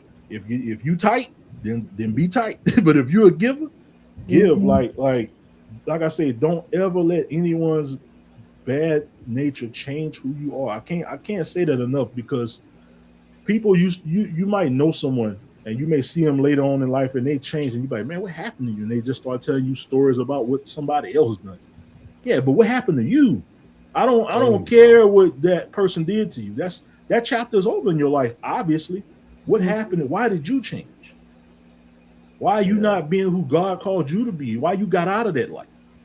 You know what I'm Mhm. saying? Like no, a lot of people don't think that far ahead. A lot of people don't think like one day you gonna meet God, you gonna say, why you got off the path? I put you on the path. I gave you the gifts. Why you got away from that? Right. Because this woman broke your heart? Well, I watched the whole thing. You wasn't perfect to this woman either. That's not a good enough excuse. We don't Oh. we think about the things right here and now. We don't never think about who we affect and Mhm. who's True. count. Like, you know what I'm saying? We don't think about down the line. We don't think about things like that, and Mhm. and Mhm. and you just can't change who you are. You can't change who you are. That's part of radical accountability. You can't be accountable for other people. You only can be accountable for yourself. So Right. just like DMX had that famous statement, he said, "Trust a snake to be a snake. Trust people to be Mm. exactly who they are." Well, Yes, well, sir. you gotta trust yourself to be who you are. You cannot change. You deal with everybody.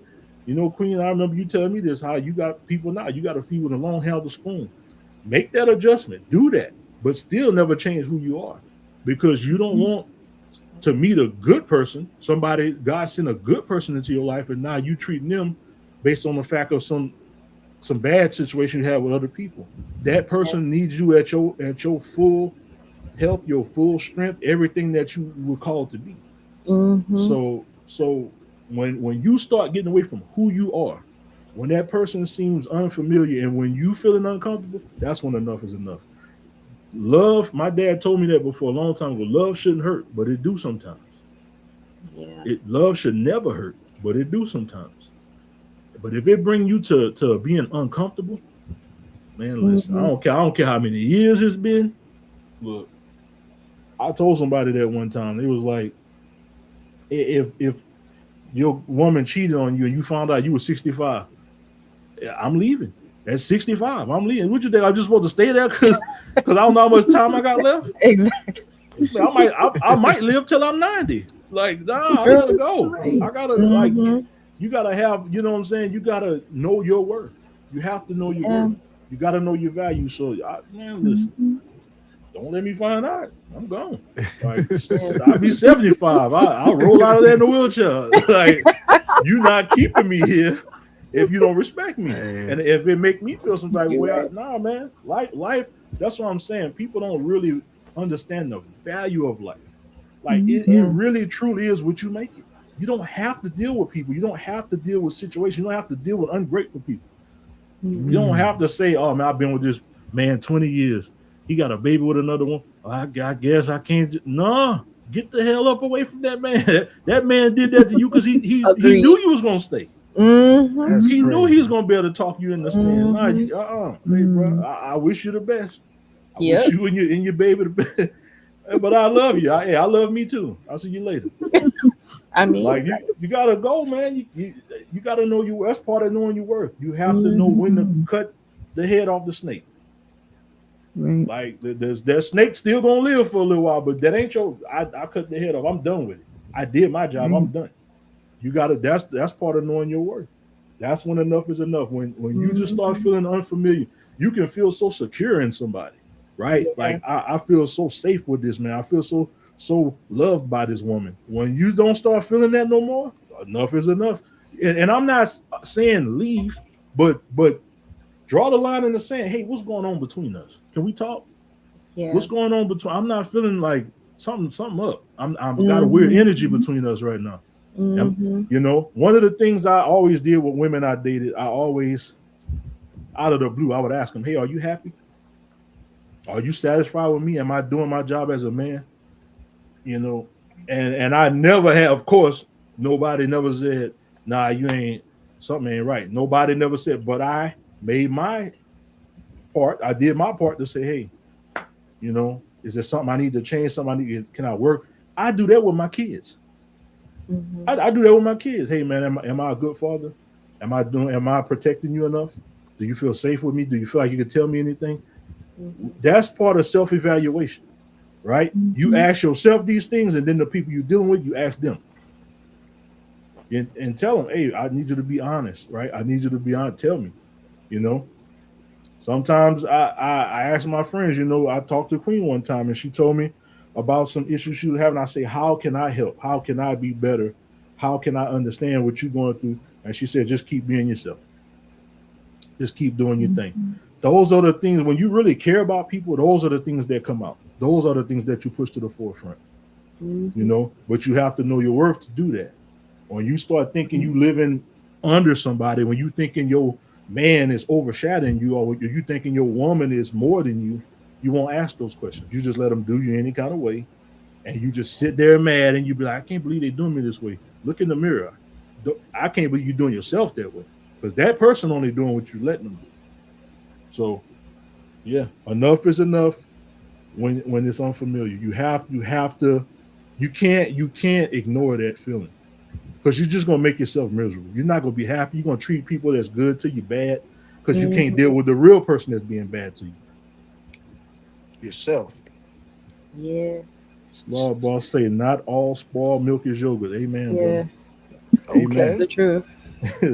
That's a Amen. word, slow boss. That's a word. Man, we got Pastor Meach in the building. We're gonna pass the bowl around one more time. You know?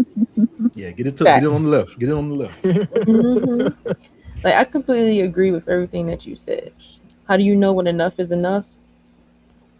Like you said, knowing your inherent value, knowing when, like, I don't know if it's you're not being seen anymore, like the respect is gone, and you're starting to feel lost in your relationship. That's when it's time to move on. Once you like, I don't know if it's that things are not the same anymore. It's more like I'm not happy in this space anymore. Like I know that things could be better. Sometimes that doesn't mean leave the situation. Sometimes you might just need to have a conversation with, you know, I don't think things are going as well as they can be going. So we're Hmm. gonna have to fix this. However, we need to fix this. That's right. Sometimes the person's like, I think things are great, and I don't think we should fix this. That's when you need to skedaddle. I don't. Remember I, what I guess it kind remember of what I just, said earlier. People are passive. They yeah. scared of those uncomfortable conversations. Yeah, being honest, I think, is really the key. And no matter what type of relationship it is, honesty is so important, because if I'm telling you how I feel about something, how it made me feel, and you disregard that, then we're going to have a big problem. Because I told you Mm, this made me uncomfortable. This hurt my feelings. This made me feel some type of way. And if you brush that off and, like, oh, well, I didn't mean it like that. It doesn't mean if you meant it like that. It hurt You're me, right. you know? Right. So, Right. It's a cop out when somebody say, "Oh, I'm sorry you feel that way." I'll be one to elbow Mm. somebody in the mouth for that shit. Like, exactly. Like, you and then like, oh, you if it bothered you, I'm sorry. No, I ain't no if. I told you I yeah, didn't I like told this. you, yeah, exactly. I'm being straight Like up. I You told being you that you yeah. were being rude or disrespectful, and you're like, oh, I was only joking. I didn't take it as a joke. It wasn't funny to me. I'm sorry you feel how you gonna be sorry for how I feel? That's Exactly. that nah, bro. You're not listening Like to you what I'm did me saying. dirty. Yeah. Like, bro, People are really ridiculous. I'm telling you, you did me dirty, and instead of you being sincere and apologizing and trying to see how we can make things better, you're trying to like victim blame almost. Like, like, why do you feel upset about what I said? Are you kidding? I'm only gonna tell you once. If you Exactly. don't I if told you you don't what you get it, did was wrong. You If you know, don't get it, then I know I got to move after that. exactly. All right. Like there has to be some type of checks and balances. I told you that XYZ upset me, and now what is your responsibility? Trying to fix whatever you did that upset me. But people don't get that. I don't know if it's because they're self-centered necessarily, but like they don't see the other side. For every action there's an equal and opposite reaction. Sometimes your intent wasn't to be messy or hurtful. Sometimes it is, and you just expected the person not to take it the wrong way, or you expected them to just allow you to say how whatever they said. But Sometimes people only see things one way. They don't see the other point of view, or they just refuse to. Exactly. yeah, Exactly. but once Some you tell them, where's the accountability? You know, I don't once I like told when you. I don't like when people say like, why do you feel like you shouldn't feel like that? There's some people that feel like they've done so much for you. If Mm-hmm. you oppose them, they appalled. They Mm-hmm. they flabbers be gassed. Like Mm-hmm. after all I did for you, you feel that's how you feel. Yes, that's how I feel. Like I can't explain it, but you crossed me. This is how I feel. How we gonna deal with this? Well, you shouldn't feel. I don't see why you feel like that. All right, bro. All right. Yeah. People like police other people's emotions. Like, who gave Mm, you the authority to say how I should feel or not feel about a situation? mm. Exactly. Only thing that should matter to you is that you hurt me. So now, how do we go on from there? How Yeah. do we fix that? Mm-hmm. I guess But that's where your boundary is. Once somebody makes their boundaries clear and you cross it, now it's up to you to fix that because they made it clear. This is my boundary. I guess that's when you know when enough is enough. If somebody constantly is skirting over your boundary and you've made it clear, like I don't like when you do this, this, and this. I don't like if you talk to me this way. And if the person keeps doing it, then okay, enough is enough. I told you 8 times. I don't like this. And if you keep disregarding that I said, I don't like this, then now it's up to me to be like, I'm not going to allow you to continue to treat me in this way. And that's it. It's over. That's a fact. That was a good talking point. Enough is enough. Yep. That was mm-hmm. great. Don't let it Thank get you. to a point to where you out of character. That's how you know the relationship is not good for you. When you Mm, start to poison. Yeah. Right. absolutely. Absolutely. Mm-hmm. You know what's crazy? You don't even see that. Once you Mm-hmm. get out of character, you don't even see it. Your friends see it. Your family see it. Yep. You start doing Mm-hmm. stuff for this person, and they be like, What's up with you? You Mm-hmm. why Right. you?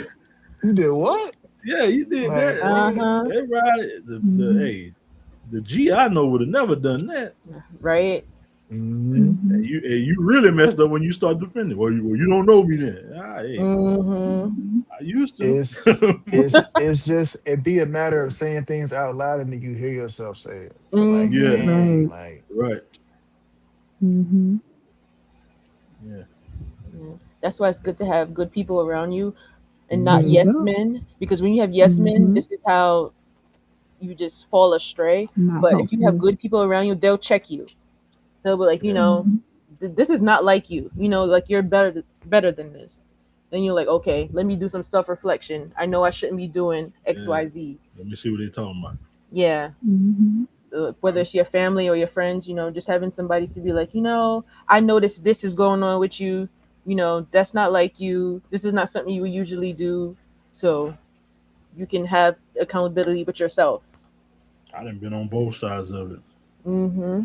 I didn't been out there matching outfits. Hey, there, D, Oh what's going man. on? Hey man, I'm in love, man. Mind your business. Blue pants, shirts, and shoes. You like that sometimes, man. Man. Matching outfits can be cute. Yeah, yeah, that's what I'm saying. I've been on both Yeah. sides. I didn't been on the good side. I didn't been on the, I didn't been on the bad side. Like my Yeah. my clothes didn't had holes in it, and she didn't had Good stuff. It's like, man, hey, bro, when you gonna buy you some clothes? Hey, don't worry about it, man. I gotta take care of my woman. Hey, bro, you Hmm. slipping, bro. You slipping. You gotta Yeah. take care of yourself too.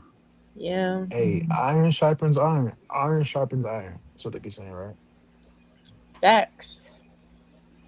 You know, you cannot you can't help anybody if you don't help yourself, essentially. There you Mhm. go. You True. know, Can't you pour can't from pour an from a empty cup cup. that's empty. That's true. Exactly. That's true. Like if you have Especially if you nothing got to holes in give, your cup. right? Yeah. You gotta clean the Right. cup, man. You out here with the red solo from 2006. You gotta get you a new cup. This You guy, all chipped up. For real. bro. You can't even put water in yourself. You over here leaking. You're right. You're completely right. Okay, let me see what my next question is. I think that's it for today. Mm, Just want to that was a brush good talk. upon what we're gonna do for next time. The next podcast in this series is going to be about family relationships, which should also be interesting because family relationships kind of shapes how you treat other relationships, your friendship and your romantic relationships. So that's gonna be good. What's the date So on that one? you asked a good question. I don't know. Whenever you can get Hopefully, Mario together, exactly. Okay, okay. Whenever we You right, can you right. find Mario, get Grandpa. yeah, I gotta go when up in the Papa haunted comes, mansion you got like to get him out. Luigi. Uh-huh. Exactly. We'll find him in one of the tunnels. So Gotta whenever get him we out the get haunted Papa all mansion. together, that's Mm, when we'll do the next one. But my okay. final takeaway, what it says, not every relationship is meant to last, and that's okay. Some people Mm. are seasonal, you know, like you could have been friends with them forever and you thought you would die friends. Sometimes Yeah. it doesn't work out that way. People change, things happen. And sometimes you just got to be okay with that. You know, they left their mark on your life and they're no Y'all still longer had part good of it. times. Yeah, you have those memories and stuff like that. Mm, But some things are not meant to last forever, even romantic relationships. Like you just knew I'm gonna be married to this person 55 years. You know, we're gonna die together, be in the rocking chair on the porch. But sometimes life happens and yeah.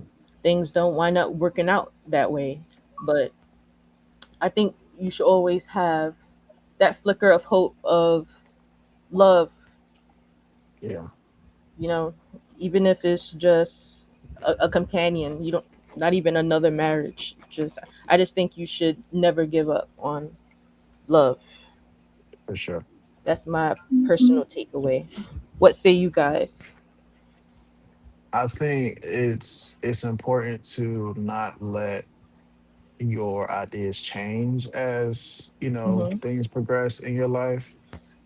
I think that you tend to find more potential matches with people versus trying to change based off of what you experienced. Like, well, this didn't work, so I'm gonna just try to reinvent myself and continue to wear a mask and just be a totally different person. It usually doesn't work out that way. Hmm. One of my friends told me um, a long time ago. Whenever I was married before, you know, Hmm. Mm, and I was having a difficult time, and I was at that crossroads. Like I knew it was over. I didn't want it to be over, but I knew it was over. And yeah. she helped me out through that. She told me something that just it put me at ease. She said, "Just because she's your wife, don't mean you're supposed to be married to Ooh, Mm, that's her." I deep. said, "I say, nah. Of course, I'm confused. I'm like, what you talking about? That's my wife. Like, for better or for worse." She said, "If God didn't bring that woman to you, Mhm. then that ain't your wife." She said, "That's something you pushed. That's something you." She said, Mhm. "God won't put us in a hole we can't get out of, but we can put ourselves in a hole we can't get out of." She Yes. said, just she mm, said, you got at the time I only had two kids. She said, you got two kids with that woman. Maybe she was putting your life just to bear you children. She said, there's plenty of stories in the Bible that say certain people were used for certain things. Mhm. Mhm. Moses fought God so hard, but he had a job to do, and God used him to do that job. He wasn't using nobody else. Yep. And Mhm. there's a scripture where God was telling Moses, "You got to do this." He kept questioning God. He kept Mhm. everything God said. He had a question for it, and it said in the scripture, and God was angered. Yep. He had enough. He had. I'm telling you, if you go Uh-huh. and you raise that staff, I will spread that seed for you. But you gotta Mhm. go, and that's what she kind of made me realize. She's like, bro, you gotta go. If you're not happy, if you just existing, you Mhm. got you young. You got a life to live. You can't just waste it with this one person while this one person thriving off of you. This person that like think about it. When we in relationships, right there, that statement says not every relationship is meant to last, and that's okay. The Yep. person that's holding on to it, they don't understand that statement. When you holding on to somebody by a thread, what are you holding on for? That person's trying to go. They trying to leave you, or they trying to make you leave them. So what are Mhm. you holding on for? Why not give your best to someone else? Why not Mhm. try that? You know what I'm saying? Why not try that route? If whatever your reason is, just know you have a lot of life to live, and the pain that this person is causing you, the things that they bring you to, there's someone out there that will not treat you like that. They will give you everything you wish this person was giving you. Yep. Just because you can't get it out of that person doesn't mean you need to give up on love and life and all that. Just move around. That's what life is Mhm. about. We Nobody been at the same job for forever. Like you didn't had a couple of jobs. You didn't had a couple of cars. Like, you know what Mhm. I'm saying? You didn't had a couple of good friends. You didn't have best friends. Then you ain't have the friend no more. They moved away. Or sometimes we thought, oh, this is our best friend. This is my best friend. And then the only reason you really friends with them because you see them 5 days a week at school. Sometimes you Yeah. just gotta work that job to figure out that this ain't the job you want to work. Right. Mhm. But people is like that too. And I'm not saying Yeah. Mm, you use people or nothing like that, but once Mhm. once it starts to get to a point where you starting to realize this ain't it, stop being afraid to move on. Yeah. There's so I've much life to definitely live. seen a lot of that in college. Like when you meet people and you think that okay, we got a lot in common, but once you get to know people, it's just like, man, it's we not as close as I thought we was. You know? Uh-huh. That's life though. Like you start Yeah. to realize and you got to learn the lesson. Or you gonna keep getting that same lesson. For the women out there that keep saying all men are dogs, all men this, all men is that. No, the men you getting is that. You're gonna keep learning that lesson until you pick a different caliber of man. Mhm. Men that sitting there talking about all women is hoes and women ain't this, women ain't that. No, that's what you like. That's what you're attracting. And Mhm. you gotta stop talking about women like that. They b words and they hoes and hey, bro, you ain't better than nothing you lay with. Hmm. Cats lay with cats. Dogs lay That's a with word. dogs. Hoes lay with hoes. You can't lay with a hoe and be like that's a hoe. What you think you is? Exactly. So we gotta start respecting each other, and we gotta start. Mhm. You know what I'm saying? We gotta Mhm. change things. We gotta stop being afraid to lose people or lose situations. Like, bro, it's too much life to live out there. We get complacent in situations and in people, and we can't do that. Like, trust me, we, just as we talking about it right here on this podcast, it's not as simple as the words we saying. It's hard to disconnect from friends. It's hard to disconnect from a man you love, a woman you. I'm not saying it's Mhm. easy, but it's something that have to be done, and there's always tomorrow. Just have faith, believe in yourself, and believe that there's better out there for you. Mhm. Yeah. Some people, they have issues with detaching themselves from relationships. They're like, but I love him. It's been all this time. But like Tina Turner said, what's love got to do with it? Just Hmm. sometimes it's just Right. better for you overall to just not be with this person, not be around this person. Because sometimes you'll love this person, but it's bad for you. It's literally making you sick. So sometimes the best thing to do is just dissolve whatever it is that you have with that person. Some people are not meant to be there always. and you'd be surprised. You'll find somebody else who's way better for you. Not necessarily they're a better person, they're just way better for you. Hmm. Yeah. And, and sometimes just being by yourself for a little bit and taking the Mm-hmm. time to understand and heal from the situation, because I feel like, you know, the necessary time that they probably need to heal from relationships. So take the time to be with yourself and love on yourself a little bit. Mm-hmm. We go through a lot as people. So really take the time, love yourself, understand that it's okay to be by yourself. You know, go have dinner by yourself, enjoy, you know, and in the moment, and not, don't feel like you have to be in a relationship to be happy, Mm-hmm. you know. Mm. So there's a whole nother side of that, you know. Enjoy being single and see the benefits of that, of not having to share everything, you know, Okay. of not having to compromise with everything, you know. So kind of see the other benefit, like when you are actually ready to be in some sort of relationship, that Mm-hmm. your mind is healed enough for that space. The most important thing you said right there was learn to be alone. Learn to love yourself. Love Right, on yourself a little bit. How you gonna know what love is if you don't love yourself? How you gonna know somebody right, bringing proper love to you if you don't love yourself? Any Right. little thing someone exactly. do for you, you're gonna love it because you don't know what love is. There you Mm-hmm. go. Like there are some women, like people think like there's some men that be like flowers. I'm gonna bring flowers. For some women, that's a minimum. That's not something amazing. Like, you know what I'm saying? Exactly. So as a person, you gotta know what you love. You gotta spend time with yourself to know what love is. So that way when Hmm. somebody bring that to you, you know, oh, this might be the one. We got something here.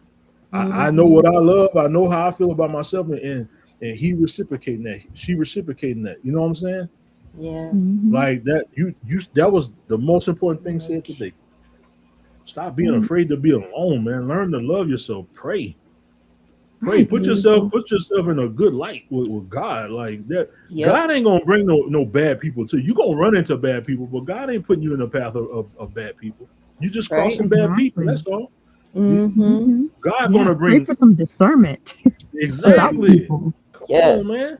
God gonna Yes. bring Hmm. some good people to you. It's not no mistake that we all together talking on this podcast. Let's keep There it you go. funky. You know what I'm Mm-hmm. saying? But Agreed. you have to be ready for stuff like that. You have to be ready. And when these people come, you have to know that okay, this is my people. I gotta keep them close. I gotta respect them. I Mm-hmm. gotta honor them. I gotta treat them with the same respect they treat me. Like that's another thing. Sometimes you've been away from something so good for so long, it comes to you, you take it for granted. Hmm. Like, you know what I'm saying? Like, no, Yeah. like this person may Hmm. not come around again. There's people, Mm-hmm. let's be honest, we all know this. There's people that lost us and they ain't replaced us yet. They thought they was gonna get somebody else like us and they ain't got it. But that's life. Hmm. That was their lesson to learn, right? Yeah. Hmm. You get alone and you bro, after my first marriage, I was alone for a while. I had people, I had friends, I had women and stuff, but I had to take a break. I was alone like I had to be alone. Like because I Mm-hmm. had to figure out who I was. I had to realize like what I just went through, I'm never going through that again. I'm never letting nobody bring me to hell and back ever. Like Right. it was I can't blame that person for who they was. I gotta blame myself for what I accepted. Right. Mm. But in the time that you spend alone, you figure out who you are, you figure out what you're gonna deal with, you figure out how you want to move forward. So the fact that you said that, baby girl, that's why a lot of people keep running into the same problems. They haven't figured There you out what, go. what their issue is, right? Hmm. They can tell you everybody else's issue, but they can't tell you what their issue is. And that's the Hmm. Yeah. problem that has to change. The foundation of you have to change for you to move Mm-hmm. on and get something better for yourself. Hmm. Yeah. Agreed completely. Okay, let me do my closing statements. Thank y'all so much for joining the panel today. Big Pick, Baby Girl AD, and It's Jesus G. I appreciate y'all. This conversation was, I feel, very necessary and Hmm. it was very enlightening. So, as we wrap up today's episode, I want to leave you with a powerful key takeaway. Not every relationship is meant to last, and that's okay. It's a hard truth, but an essential one for our peace and growth. I encourage you all to take some time for reflection this week. Ask yourself who in your life truly pours into you, who respects your boundaries, celebrates your wins, and shows up for you consistently. And conversely, consider where you might be overgiving or allowing your boundaries to be crossed. Your relationships are a reflection of your self worth. Choose wisely, communicate clearly, and remember that loyalty and love should always be reciprocal. Thank you for joining me on this deep dive into relationships. Don't forget to follow, comment, and share your own relationship experiences with us on social media, Queen Mouse 512. Um, I would love to hear what you guys have to say. Until next time, stay connected, stay authentic, and keep those boundaries strong. I'm Queen Mouse, and this has been Shooting the Breeze. The next podcast should be soon. I'm gonna check everybody's schedule, and then we're gonna do the family relationship segment, which that one should be really good. Mm. I appreciate y'all. I love y'all, and until the next one, catch y'all Yeah. later. How about Yeah. how about the Knicks? Okay. Nixon That's five. right. We Yeah. winners over here. We winners over here. The champs. All right, Yep. later. All right.